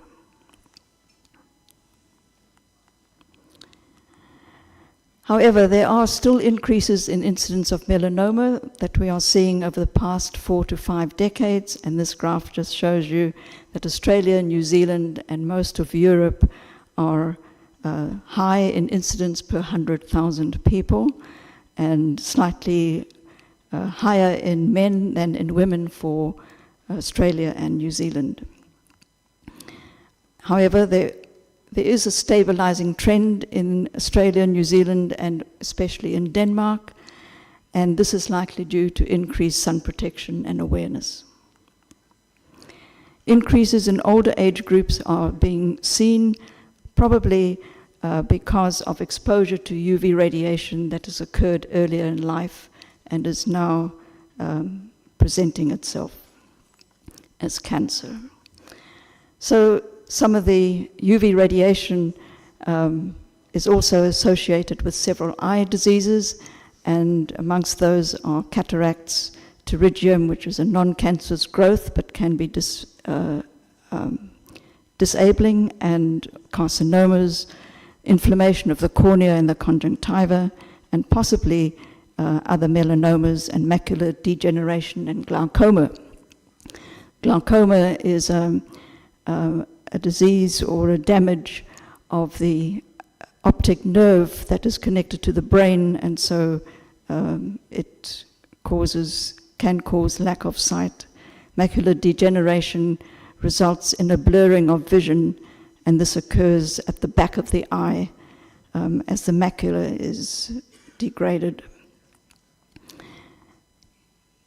The cataract is the leading cause of blindness globally, and up to 35% was estimated in 2015, which is extremely high, and also, as you would imagine, occurs in those regions with high UV radiation. Further accomplishments of the Montreal Protocol then for human health and its amendments is estimated to have prevented 63 million cataract cases in people born between 1890 and 2100 in the US study. Beneficial effects, of course, continue to affect vitamin D production positively, improve protection by certain immune systems, and a decreased short-sightedness of people from moderate exposure to sunlight. Solar UV radiation also worsens inflammatory skin disorders called photodermatoses, and some of the causes there are repair of DNA not working properly, and also drug-induced sensitivity to UV radiation. And the drug-induced sensitivity to UV radiation is an interesting one because it's been seen that many diuretic and anti-inflammatory drugs cause this photosensitivity. And it also may induce skin cancer through UV-induced damage. And one of the drugs used commonly for decreasing blood pressure is the hydrochlorothiazide. And as you would imagine, there's a large decrease in life quality and also psychological well-being. We also looked briefly at the effects of UV radiation and the COVID-19, and it is correct to say that decreases in UV radiation under the Montreal Protocol may have suppressed inactivation rates of pathogens, including the coronavirus. However, there's insufficient evidence for any actual consequences on the progress of the pandemic, and just for information, the inactivation by solar UV radiation can be high, up to 90%, within only 7 minutes of high sun, and longer under low. There's also a potential link between UV radiation, COVID-19, and vitamin D and COVID-19. However, most importantly, the positive outcomes of the Montreal Protocol far outweigh any potential advantage for disinfection by higher amounts of solar UV radiation. So why is UV radiation important in controlling air quality? We brought this up because it also has an effect on human health and the environment. The exposure to outdoor air pollution has consequences for health, obviously. Up to 4 million people with premature deaths per year have been estimated, and also if you take indoor pollution, it can go to about 7 million. Air pollution causes cardiovascular and respiratory diseases and a whole lot of other effects that you see there, and also an estimated reduction in agricultural yield of up to 10%, especially by ozone. With this in mind, the World Health Organization has decreased its threshold guideline for clean air to only 5 micrograms per cubic meter. And we have quite a long way to go to obtain that again. So the importance of UV radiation in controlling air quality is because UVB radiation is responsible for generating the main cleaning agent, the hydroxyl radical in the troposphere. So looking at the role of UV radiation and air pollution, we see that human activities have released a lot of chemicals into the atmosphere, including volatile organic compounds, nitrogen oxides, particulate matter, and so on. And UV radiation transforms these into some harmful compounds, which we can term photochemical smog. And at the same time, solar UV radiation also removes many of these pollutants because of the generation of the OH radical. And that includes the alternatives to the ODS, the HFCs and HCFCs and HFOs. And I pass on to my colleague Paul Barnes to give you some insight into the role of UV radiation and OH as far as these atmospheric pollutants are concerned. Paul.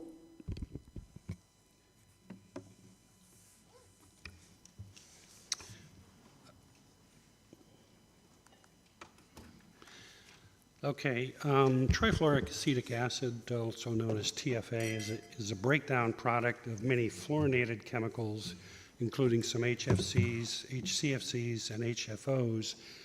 TFA forms in the atmosphere, is rapidly deposited in precipitation, reaches the earth in the soil and water. There it forms salts with metals like sodium, potassium, calcium. These TFA salts are very unreactive, have long environmental lifetimes, but are easily excreted by animals and therefore do not bioaccumulate in the food chain. Like other salts, they accumulate in oceans and inland salt lakes, and the formation of TFA in the atmosphere is expected to increase in the coming decades due to increased use of HFOs and HCFOs. While TFA continues to be found in the environment, including in remote regions, concentrations are so low that it is currently judged very unlikely to have adverse toxicological consequences for humans and other organisms. However, continued monitoring and assessment are advised due to uncertainties in the localized deposition of TFA and its potential effects in some organisms that have yet to be tested.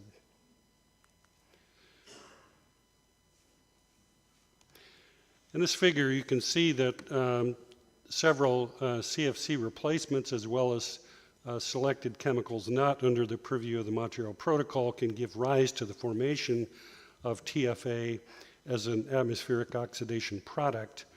However, there's substantial variation in the estimated yields of TFA from these compounds, as well as their global emissions. As you can see, some compounds such as HCFC 124 and HFC 227EA have high yields but rather low global emissions. Others, for example HFC 134A, have rather modest yields but high emissions. Among those gases that fall under the Montreal Protocol, HFC 134A and HFO 1234YF are the two substitutes that have the largest predicted contribution to global TFA concentrations. EEAP worked together with the SAP and the TEEP panels and have projected future uses and potential releases from 2020 to 2100 for these two substitutes, and you can find these findings in our detailed quadrennial report.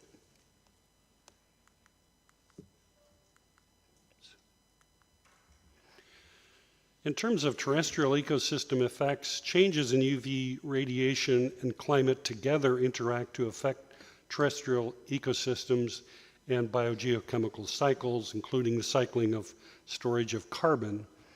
And there are potential consequences for food security, biodiversity, and climate. Exposure to extreme solar UV radiation, as would have occurred without the Montreal Protocol, would have had pronounced deleterious effects on many plants, animals, and microorganisms.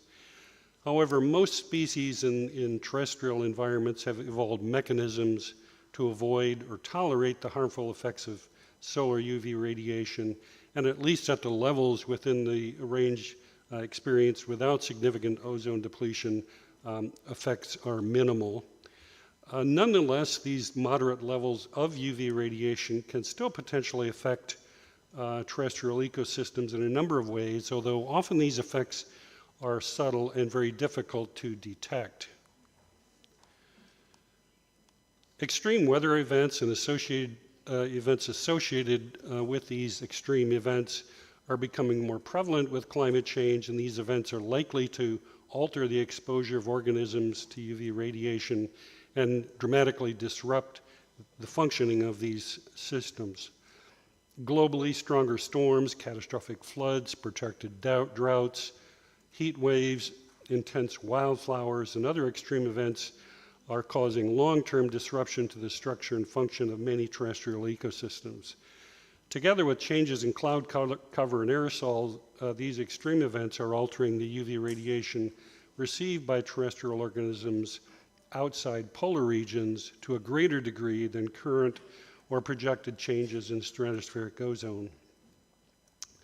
While these alterations in UV radiation have the potential to affect biodiversity, productivity, emissions of greenhouse gases, and ecosystem carbon storage, the magnitude of these impacts are largely unknown at the present time. Extreme events alter the amount of UV radiation reaching terrestrial ecosystems in a variety of ways, and these can occur over long or in short time frames, which can lead to acute or chronic effects on ecosystems. Importantly, these changes in UV radiation interact with other environmental factors such as temperature and drought to affect the resident organisms and ecosystems. A combination of particular concern is high UV and drought, as drought frequently coincides with high UV. And recent findings indicate that the response of plants to moderate levels of UV may actually confer some cross-protection against drought. This cross-tolerance might mitigate some of the detrimental effects of drought on crop yield and growth, unless these are extreme. UV radiation and climate factors also interact to have both positive and negative effects on food quality, but this depends on the type of crop and the environmental conditions. The loss of biological diversity or biodiversity continues to be a concern, and we've addressed this in our panel. Climate change contributes to declines in biodiversity by reducing the availability of suitable habitats for species and shifting species distribution ranges, which in turn alters the UV exposure of these organisms and can potentially disrupt interactions between species. Some models suggest that UV radiation can interact with climate change to influence species distributions, but the mechanisms of this effect are unclear. Nonetheless, changes in UV irradiance resulting from these shifts in ranges will likely modify plant growth form and leaf chemistry, and this can affect plants' competitive abilities and their defense against herbivores. Because plant pests cause appreciable loss in agricultural productivity, alterations in plant-insect interactions by UV radiation can be an important avenue by which climate change and UV radiation interact to indirectly affect agricultural ecosystems. Solar UV radiation accelerates the decomposition of dead plant material, also known as litter, in many terrestrial ecosystems, and this results in the emission of CO2 and other greenhouse gases. Similarly, the photodegradation of dissolved organic matter, or DOM, by UV radiation in aquatic ecosystems releases greenhouse gases that may exacerbate climate change. Climate change is enhancing terrestrial runoff rich in DOM to lakes, rivers, and coastal waters, which increases the amount of DOM subjected to photodegradation. Another important source of DOM is the permafrost soils of the northern hemisphere. Thawing of permafrost is destabilizing Arctic ecosystems and exposing ancient sources of organic carbon to photodegradation by solar UV radiation. Reductions in ice and snow, changes in vegetation are further modifying exposures to UV radiation, which affect the magnitude of these photodegradation processes in Arctic organisms. In aquatic ecosystems, like terrestrial ecosystems, climate change as well as human activity are altering the UV exposure of aquatic organisms, and this has a number of consequences for aquatic ecosystems. Climate change results in variations in the depth of mixing of ocean layers, the thickness and extent of ice cover, the duration of ice-free conditions, and the inputs of DOM, all of which can either increase or decrease exposure to UV radiation. And these changes in UV penetration can combine with climate change to impact sensitive microorganisms in these near-surface aquatic environments. Of all the aquatic ecosystems, coral reefs are perhaps the most vulnerable to changes in climate and UV radiation. Coral reefs are highly diverse and economically important ecosystems that are naturally exposed to high levels of UV radiation because they occur in clear tropical waters close to the surface. Coral bleaching is becoming more common as sea surface waters continue to warm and become more acidic, and UV radiation can exacerbate these effects. Coral reefs may also be vulnerable to oil pollutants and chemicals from sunscreens, the toxic effects which can be enhanced by UV radiation and climate change. So I'm turning it over to Krishna now. Thank you, Paul. Good morning, delegates. Yeah, natural and synthetic material, they are affected by the UV radiation. The interactive effects of the solar UV radiation and climate change leads to the degradation, discoloration, and release of the environmentally harmful byproduct. So this ultimately results in the significant reduction in the service life of the materials. So to protect this from UV degradation, different kind of UV stabilizers and additives are used. And the current trend is in the development of environmental friendly, more sustainable additives for use. Regions of high solar UV radiation require use of more stabilizer or more frequent surface treatments for maintaining service lives, though this leads to the significant enhancement in the cost of the materials. Similarly, for the green energy future options, like silicon photovoltaic modules, they are affected by photodegradation. But particularly the plastic component of these solar panels, for example, encapsulants, backsheets, and junction boards, they are all affected by UV degradation and need frequent replacement. So new technologies are being developed for more UV resistant modules. Then plastic debris in the environment is a global challenge. So of the, according to one estimate, 8,300 million metric tons of plastic produced since 1950s, of which around 80% goes to the landfill and natural environment.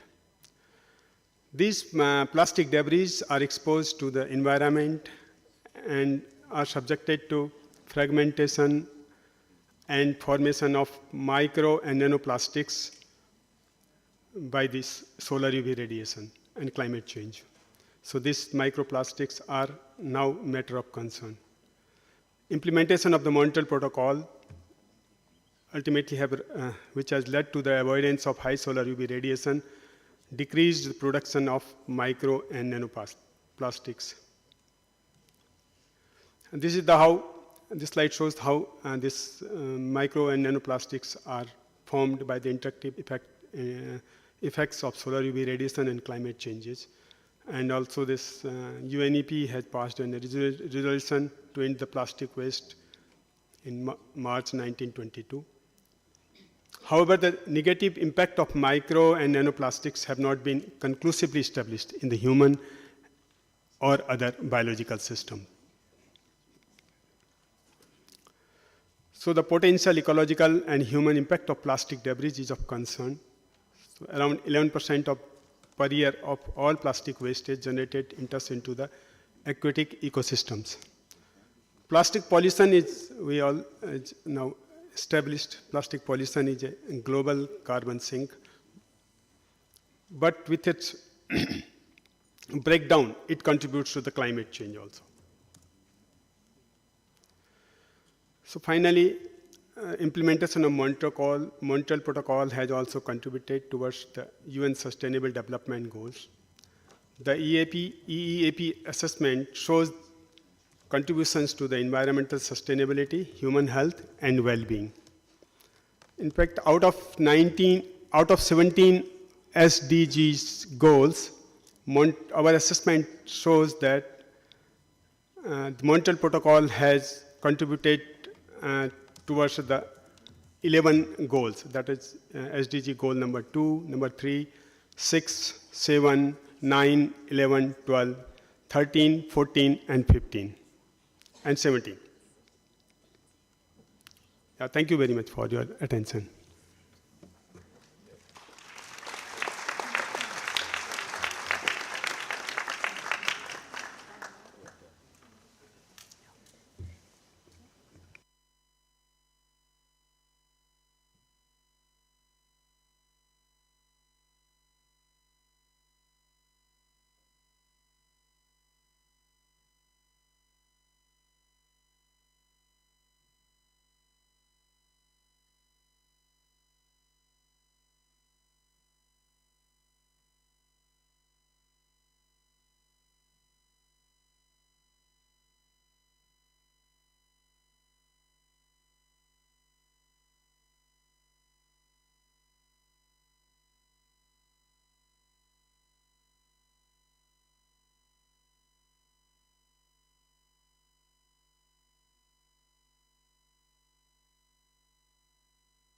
You move the slides.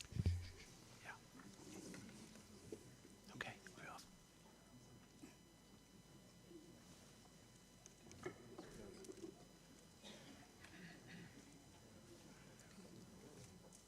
Give her a signal.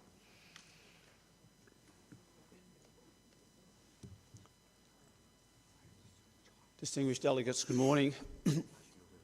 On behalf of the TEEP, it's my privilege, on behalf of my, I might say, outstanding co-chairs, Bella Moranian and Marta Pisano, and all of the members of the TEEP, to introduce the highlights of the 2019-2022 Quadrennial Assessment Report.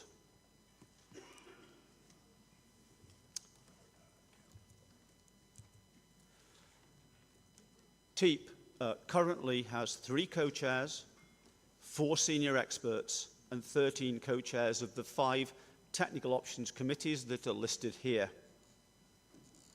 We gratefully acknowledge the nearly 150 experts from around the world who serve on TEEP, its TOCs and task forces on a voluntary basis, and who contributed to the 2022 assessment.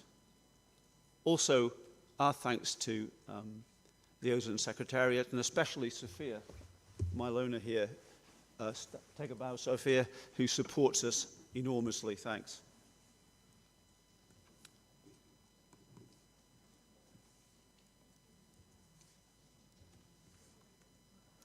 In addition to its annual progress reports and biannual reports on CUNs for methyl bromide, since the 2018 assessment report, TEEP has prepared 33 special reports in response to various decisions of the parties.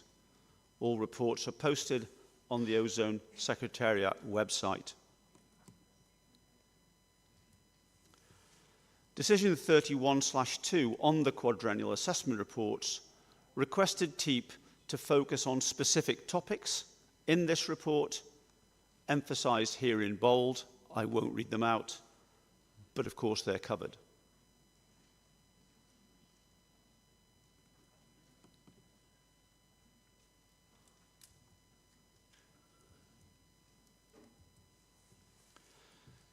Some overarching messages on ODS. We report continued progress in consumer, commercial, industrial, agricultural, medical and military sectors, with ODS no longer used in many applications worldwide. I would highlight that the phase-out of HCFC 22 in non-A5 parties is essentially complete and is progressing in A5 parties. For almost every foam application, commercially available alternatives are used. In methyl bromide, phase-out of controlled non-QPS uses is virtually complete. In sterilization, controlled substances are likely no longer used. In aerosols, alternatives are available for almost all uses. And for refrigeration, air conditioning, and heat pumps, alternative zero ODP refrigerants are available for all sectors.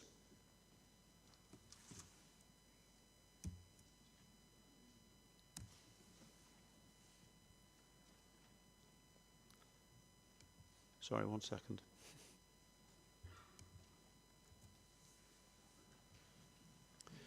And now on HFCs, the planned HFC phase down under the Kigali Amendment, as well as national and regional regulations, are driving industry towards lower GWP HFC alternatives or not-in-kind technologies, particularly in rack HP and foam applications. This does present challenges in finding the best solutions for each application, considering factors such as flammability, toxicity, availability, and operating conditions. Restricting the growth of products containing high GWP and energy inefficient rack HP equipment, a recurring theme you will see, would reduce both the servicing tail of unwanted high GWP refrigerants and also energy demand. Shortage of supply of low GWP alternatives in some sectors has coincided with increasing global demand. Whilst these supply issues are now less severe, they will need careful monitoring as extended shortages in supply could delay transition away from HFCs.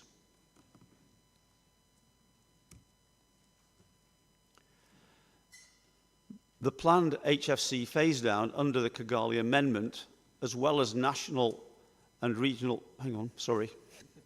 That's the same slide. Didn't move. Apologies. Sorry. In most A5 parties, but especially in low and very low volume consuming countries, the majority of ODS and HFC refrigerants are used for RACHP servicing. Ensuring support for proper training for servicing and recovery would reduce direct emissions of ODS and HFC refrigerants and also reduce indirect emissions from the loss of energy efficiency through proper maintenance of RACHP equipment through its lifetime. In specific foam applications, some challenges remain, particularly for smaller enterprises in some A5 parties, due to the availability, safety, and cost of some lower GWP alternatives, as well as product performance requirements. While global consumption of HFCs for electronics manufacturing and magnesium production is relatively small, it is increasing for electronics manufacturing. And the alternatives to HFCs currently include other fluorinated gases, many of which have higher GWPs.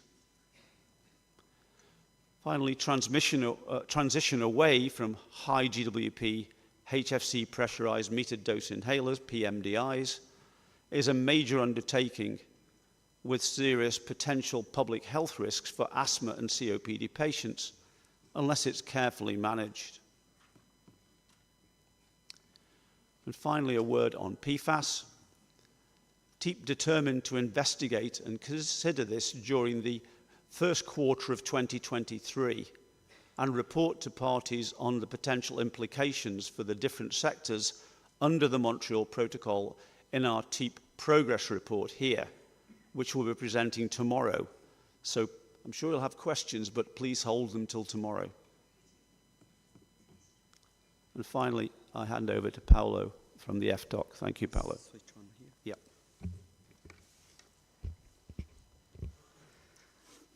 Okay. Thank you. Generally, transitions to non-ozone depleting substances and low GWP alternatives have been successful and continue to move forward. There is no single drop-in foam blowing agent replacement for currently used HCFCs or HFCs. There are different technical, economic, safety, and environmental performance properties for each low global warming potential, zero ODP alternative, and different needs for each market subsector. Technical and economic challenges remain for some sectors and small and medium enterprises.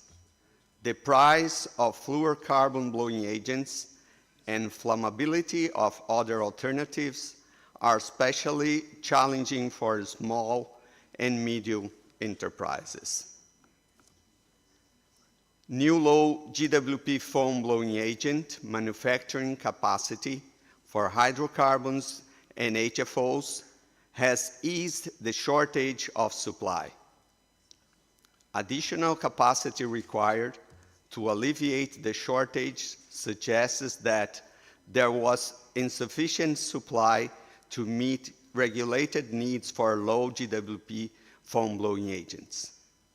Insufficient capacity to meet regulatory mandates could recur without intervention. One company has announced that they will shut down their HFC 365 facility in 2023, following significant resource investment by foam manufacturers to convert to HFC 365. Now I hand over to my colleague, Adam Chatway. Thank you, Paolo. The FSTOC Quadrennial Assessment Report is my summary to present this today. Many halon alternatives have transitioned to, many halon applications have transitioned to alternatives, some of which are high GWP HFCs. However, halons are still needed for several enduring uses.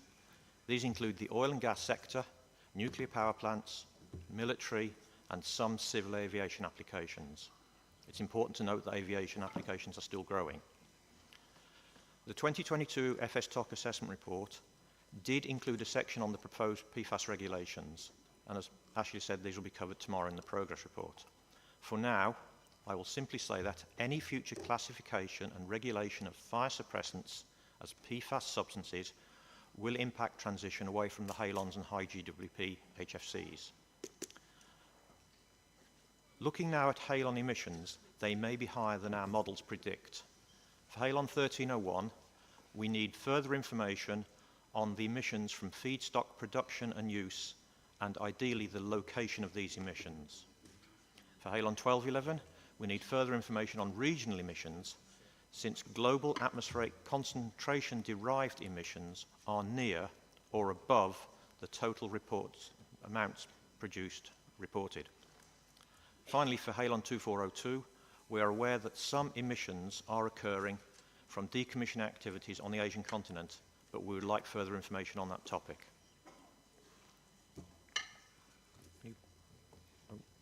Which button? Which button is it? How do you make it? Got it.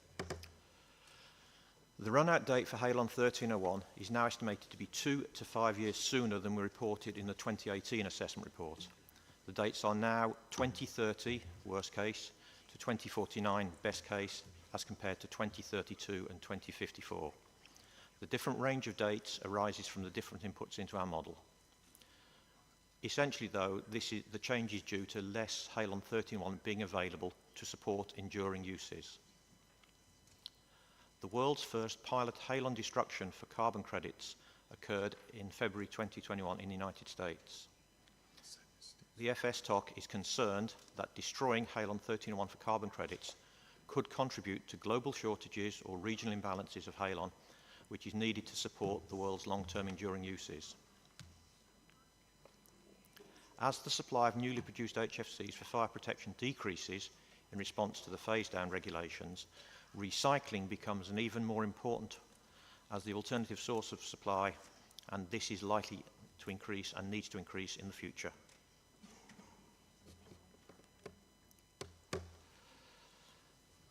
The fire suppression TOC continues to see issues regarding the loss of historical knowledge due to the length of time, over 3 decades, over which the Montreal Protocol activities have been implemented. We note this lack of experience and historical knowledge is becoming more challenging as we work with various parties and organisations on issues such as acquiring halons to meet continuing needs. Parties may wish to address institutional awareness programmes to re-establish this loss in institutional memory. The fire suppression TOC continues to express concern with the expanded use of flammable refrigerants. This could be a significant issue in the future, especially as the A5 parties commence their HFC phase-down activities. Again, parties may wish to consider ensuring continuing support for training and capacity building in A5 parties on this topic. I now hand over to my colleague Ian.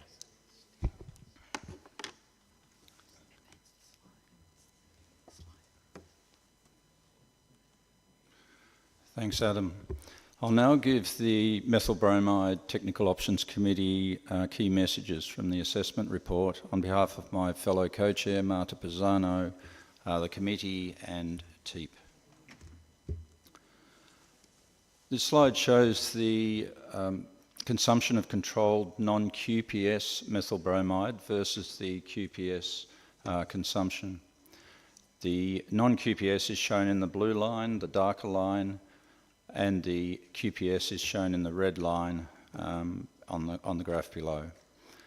By 2022, 99.8% of methyl bromide consumption for controlled use has reportedly been phased out. There was only 44 tonnes were approved for use under the critical use exemption in 2022, and that compares to 16,000 tonnes that we assessed back in 2005. Alternatives now exist for all pre-plant soil and non-QPS structural and commodity uses of methyl bromide, not the quarantine uses. Methyl bromide is entirely, or now almost entirely for production, is almost now entirely for exempted QPS and feedstock uses. This slide gives you a breakdown of the quarantine and pre-shipment use. Global, as you're all aware, global methyl bromide consumption for QPS use has fluctuated around 10,000 tonnes for a long while, with 95% of the use in the last 5 years occurring predominantly in 17 countries. And on the left, you can see the average consumption over the period of 2015 to 2020. Now only 55% of the 198 parties report use of MB for QPS. Recapture technologies are available to reduce emissions, but they're not widely adopted, less than 100 tonnes. Alternatives exist for the majority of the pre-shipment uses and roughly 30 to 40% of the total QPS use. These include some of the newly adopted alternatives such as irradiation, ethane donitrile, hydrogen cyanide, sulfuride fluoride, as well as the older ones, phosphine and others. Concern continues about sulfuride fluoride, however, which is a key alternative owing to its global warming potential, high global warming potential shown there, and the impact of its possible inclusion under the F-gas regulation. Emissions of methyl bromide. Anthropic emissions of methyl bromide have declined by approximately 70% from the peak emission of 50,000 tonnes in 1998. The emissions have remained relatively stable for the last 6 years, however, with no obvious decline, and that's matched to the anthropogenic concentrations that you see in the figure on the right-hand side, shown only for the southern hemisphere. The northern hemisphere is about 1 part per trillion higher. Major concerns are that over 80% of the 10,000 tonnes of methyl bromide used for QPS is emitted directly to the atmosphere. There is also an unexplained gap in bottom versus top-down measurements in anthropogenic concentrations. However, owing to the short half-time of methyl bromide in the atmosphere, the half-life is shown in brackets, adoption of alternatives has an immediate benefit in reducing atmospheric MB levels. So there's some options there for parties. With that, I'll conclude the presentation and hand over to Helen Tope of the MC Talk. Thank you. Thanks. On behalf of MC Talk co-chairs Keiichi Onishi and Jianjun Zhang and our members, it's my privilege to present the key findings of the 2022 assessment report of the Medical and Chemicals Technical Options Committee. With overall time limitations, some topics are not covered here in TEEP's presentation, including detailed findings on carbon tetrachloride and very short-lived substances.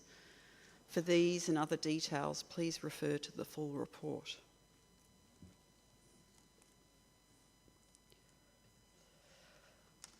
So firstly, on aerosols and medical uses. Most aerosol propellants migrated to hydrocarbons and dimethyl ether.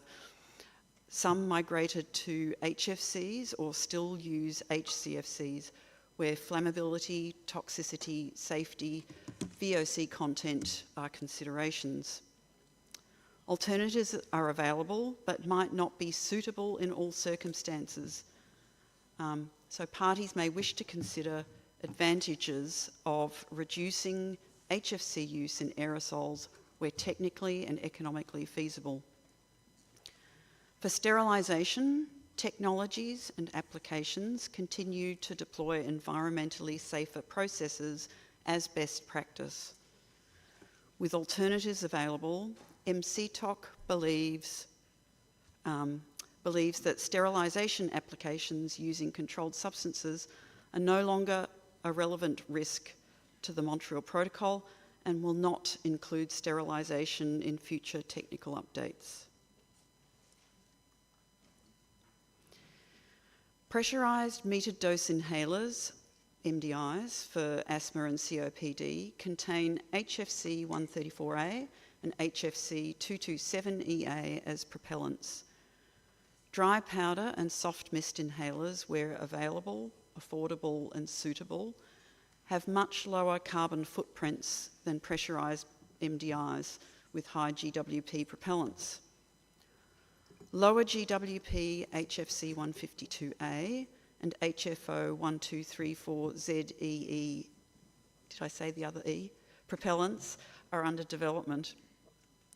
Complex considerations are necessary when patients and healthcare professionals make an informed choice about a patient's inhaled therapy.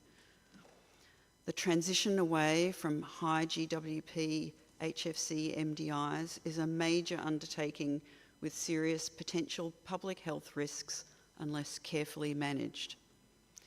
So parties may wish to consider the range of technical and economic issues associated with the transition from high GWP HFC MDIs, which are outlined in the report, to ensure adequate supplies of metered dose inhalers and other inhalers during HFC phase down.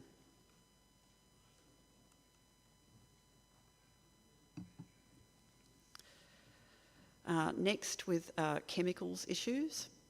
The increase in ODS feedstock uses over the last decade is mostly due to HCFC feedstock uses, particularly HCFC 22.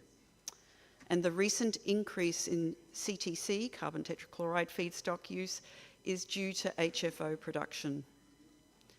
Manufacture of HCFC 22 generates HFC 23 by-production and emissions, for which Article 2J establishes destruction requirements. The manufacture of tetrafluoroethylene and hexafluoropropene from HCFC 22 feedstock generates by-production and emissions of HFC 23 and PFC 318 with very high GWP, which are not covered by Article 2J destruction requirements. As CO2 equivalents, the combined estimated emissions of HFC 23 and the PFC from the manufacture of TFE and HFP, without consideration of their possible abatement, are larger than the estimated emissions from HFC 23 from HCFC 22 production, assuming that 0.1% emissions emissions are achieved through abatement. Parties may wish to consider the significance of these potential emissions. For HFCs not listed in Annex F, parties may wish to consider any actions that they might want to take concerning those HFCs not listed in Annex F with GWPs above 53 with known commercial use, with a list proposed in our report. Parties may also wish to consider any actions concerning anaesthetics that are halogenated ethers, so HFEs and HCFEs, and other halogenated ethers such as HFEs used as solvents, with GWPs above 53 with known commercial use. For process agent applications, most removals of process agent applications from Table A have resulted from plant closures rather than substitution of the ODS process agent. For some remaining ODS process agent applications, no alternatives are currently available. For solvent uses, alternatives to controlled substances include not-in-kind technologies and in-kind solvents, such as chlorinated solvents and fluorinated solvents, including some of those high GWP HFCs not listed in Annex F that we mentioned on the previous slide, and low GWP HFOs, HCFOs, and HFEs and their blends. For laboratory and analytical uses, parties may wish to consider actions to facilitate the adoption of ODS alternatives in Article 5 parties, such as international cooperation between different standards organisations and between parties. For semiconductor and other electronics manufacturing, HFCs are used for etching circuits, chamber cleaning, and as heat transfer fluids to control temperature. HFC 134A is used as a cover gas in magnesium production. Alternatives include a range of fluorinated chemicals, many with higher GWPs, such as sulfur hexafluoride for etching, chamber cleaning, and magnesium production. For semiconductor and electronics manufacturing, emissions controls significantly reduce HFC emissions.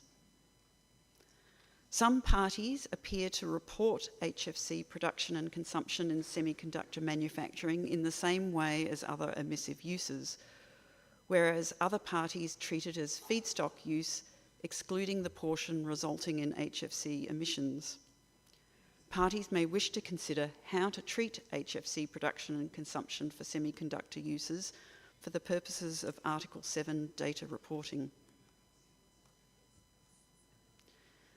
For destruction technologies, Decision 36 requests TEEP to assess destruction technologies listed in Annex 2 to the report of the 30th meeting of the parties as not approved and or not determined, as well as any other new technologies.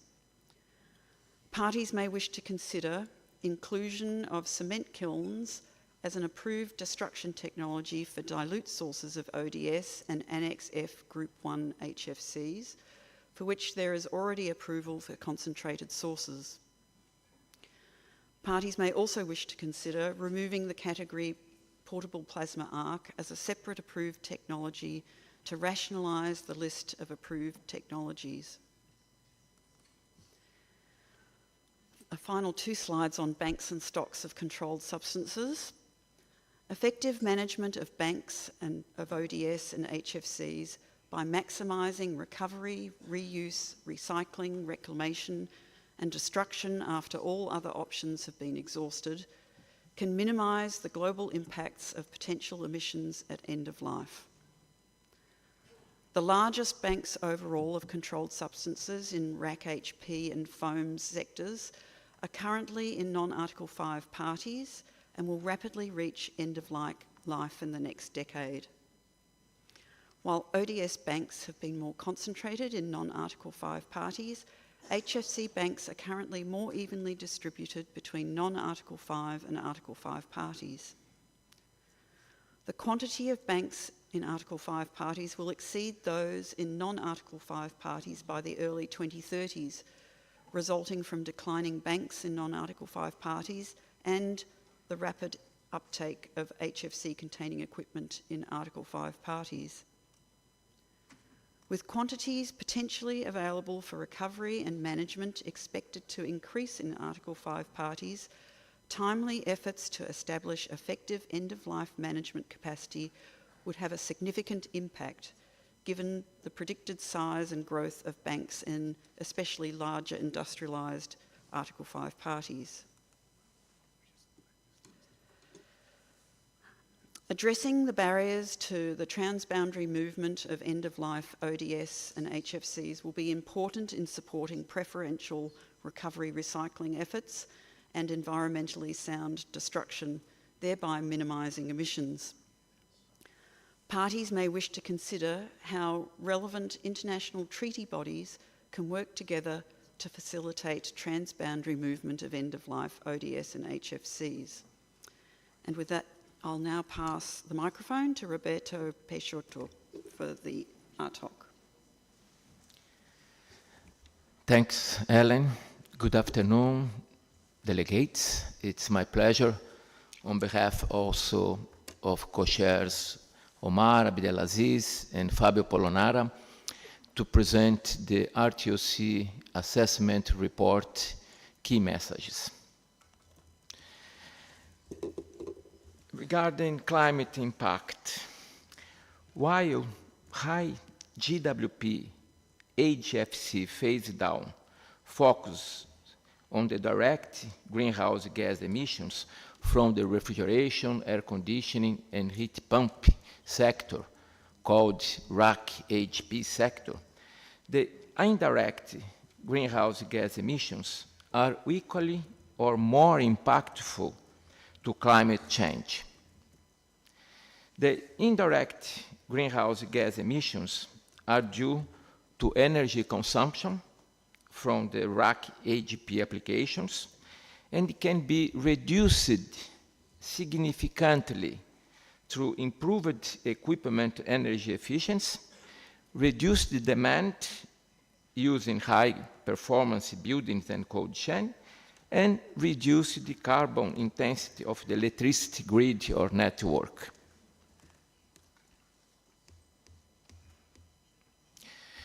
There is no ideal refrigerant. Benefits and risks must be balanced, weighing multiple factors, as shown in the first bullet in this slide. Recent safety standards enabled increased use of flammable refrigerants in several subsectors like commercial refrigeration, air-to-air air conditioning, and others. Ultra-low, low, and or medium GWP alternatives are available for all rack HP applications, but accessibility is still a major hindrance for the wide-scale adoption and progress toward the HFC phase-down. Proposed PFAS regulations are very broad and not product-specific at this time. Use of some HFO and HFC refrigerants could be affected by new policies. Since 2018, 2 new single-component refrigerants and 23 new refrigerant blends have received designations and classifications both by ASHRAE Standard 34 and or ISO 817. This table shows the extensive details provided for each and every refrigerant in the RTOC 2022 assessment report. Many of the alternative refrigerants are now being used and are expected to only play a kind of temporary role in the phase-down process. The HFC sector specific end uses are not included in Article 7 reporting data, and that increases the uncertainty for equipment-based modeling, emissions, and banks, an important tool that has been developed.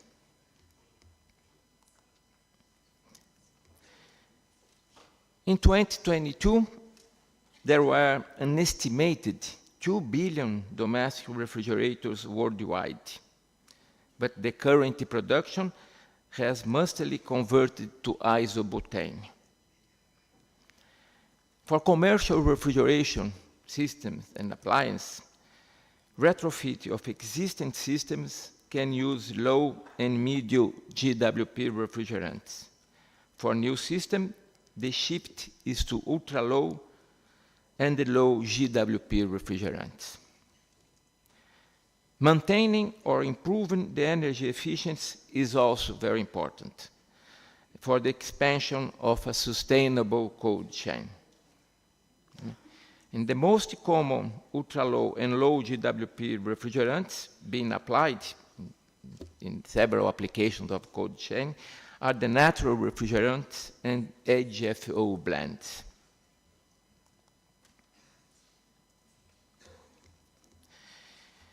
Air conditioning. HFC 32 is broadly used in air conditioning equipment, and several medium GWP HFC, HFO blends are being adopted. Transition to propane R290 for single split and portable air conditioning units is underway in several regions.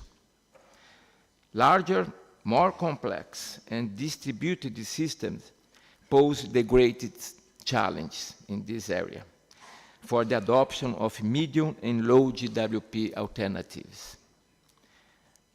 A complete range of chillers using lower GWP refrigerant is available in all major markets.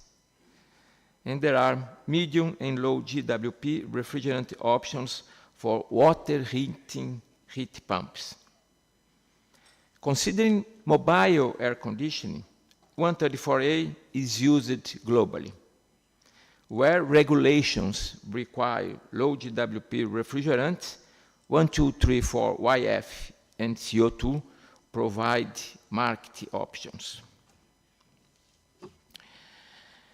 Heating oil in heat pumps have a role in buildings decarbonization by replacing fossil fuel-powered heating systems. There are medium and low GWP refrigerant options for water heating heat pumps, and for mobile air conditioning, 134A is used globally, as mentioned before. Not-in-kind technologies are generally... Oh, sorry. Sorry. I didn't show this slide. Yeah, okay. And finally, not-in-kind technologies are generally not competitive, not yet, with vapor compression technology, except in some niche applications such as absorption chillers. And with that, I pass back to Marta for the conclusion slides. Thank you. Thank you, Roberto. Decision 31.2 in paragraph T requested TEEP to conduct or consider in its 2022 assessment report the impact of the phase-out of controlled ODSs and the phase-down of HFCs on sustainable development. The approach we have taken has been to consider key UN decisions, agreements, and reports relevant to sustainable development, and to relate these to the impact of the global transition away from ODSs in the various sectors of use as addressed in TOC quadrennial assessments. Elimination of the production of and consumption of 99% of ODSs and the projected recovery of the stratospheric ozone layer are amongst the biggest environmental success stories of the 21st century. The Kigali Amendment has challenged and is challenging parties, especially A5s, with preparing for and achieving the HFC phase-down, sometimes simultaneously whilst implementing the final stages of their HPMPs. TEEP considered all sustainable development goals and ways in which the actions of its different TOCs and the phase down and phase out of ODSs and HFCs will impact or have impacted the targets contained in the SDGs. For 35 years, the Montreal Protocol has contributed in many ways to the achievement of most SDGs, if not all. Contributions are particularly significant in protecting human health, improving livelihoods, protecting the environment, fostering sustainable production and consumption practices, and improving food security, amongst others. Contributions to industry and innovation, clean and efficient energy, and economic growth should also not be overlooked. With this, I close off the TEEP presentation and our 2022 assessment report. Thank you very much for your time and for listening.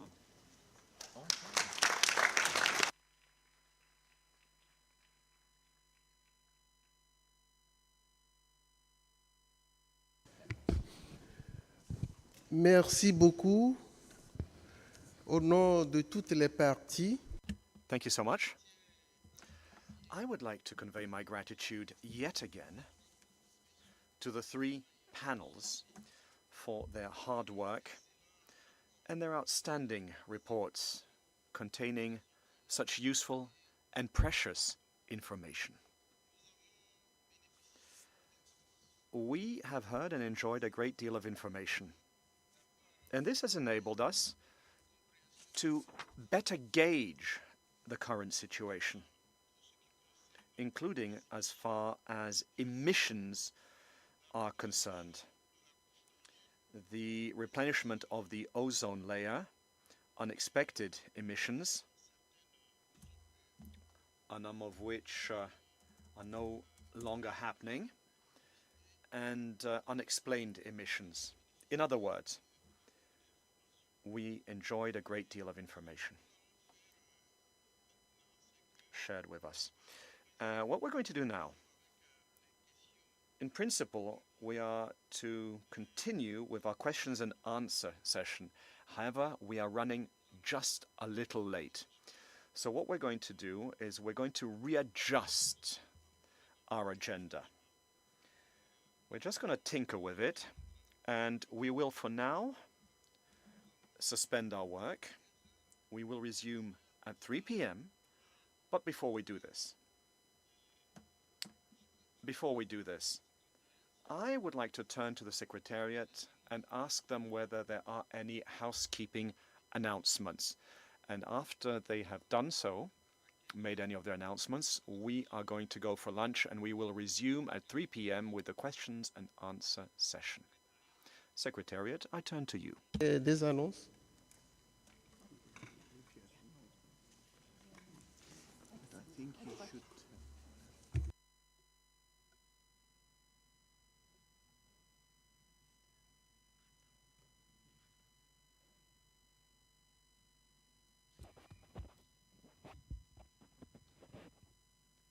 Thank you, Co-Chair, and good afternoon, delegates. The Secretariat has a few housekeeping announcements, and apologies to those because there is some of the slides are a repeat of what we announced yesterday. So apologies for that repetition, but there is some new information as well. Martha? Okay, so the daily subsistence allowance, DSA, will be disbursed on the same level where we are. As you exit from the plenary, it's on the right side, and it's near the help desk. There's a proper signage available. It's during the lunch hours. Please remember to take with you your passport, your ticket, and your boarding passes. The bank is on the level 1, where you will again find some signage, and it is a bit next to the cafeteria. You'll see a passage over there. So should you wish to use, it's open till 3:30 p.m. every day. There's a coffee corner and a cafeteria at level 1. The coffee shop is open till 5 p.m. and the cafeteria is open for lunch till 3 p.m.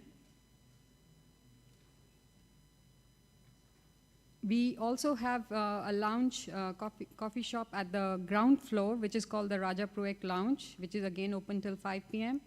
And some of you might remember from 2019, where we had the local food and products, which were on display and available for sale. So we can enjoy the same delicacies this time. And that counters are also at the ground floor open till 3 p.m. It's called the OTOP, one tampon, one product. The medical facility is also on the ground floor, open from 8 a.m. to 8 p.m. And the arrow over there can show us where we can access should there be a need. The prayer room is on this level. As you exit from the plenary, it's on the left side, and we have a signage there. We had been receiving requests from the parties on a few clarifications they would like to receive on the use of the online reporting system, which we call the ORS. So this time round, we have set up a corner where you can see that blue thick arrow. It's called on the delegates lounge. We have set up a few laptops, so please go with your requests and feedback where you need some clarification. A secretariat colleague will always be available there to answer your questions. It's not a training session, it's a one-on-one session.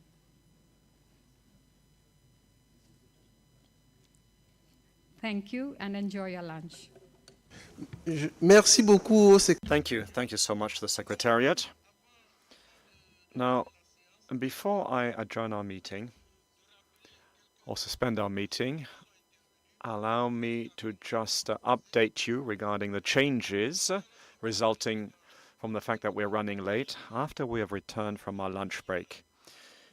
We are going to resume with agenda item 3A, and we're going to conclude it. In other words, we're going to go right into the questions and answer session.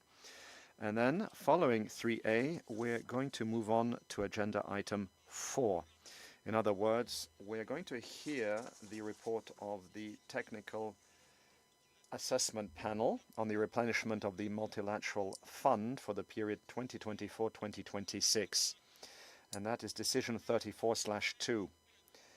And after agenda item 4, we will move on to 3E.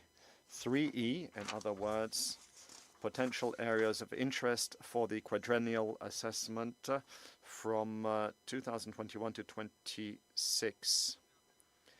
So we'll then finish, or rather when we resume, we'll consider agenda item 3A, then agenda items 4, and then agenda items 3E. Thank you so much. I'm going to suspend this meeting for the lunch break, and we will resume at 3 p.m. Thank you so much. Please do not forget to look at the screens just to see where we stand right now. Thank you so much.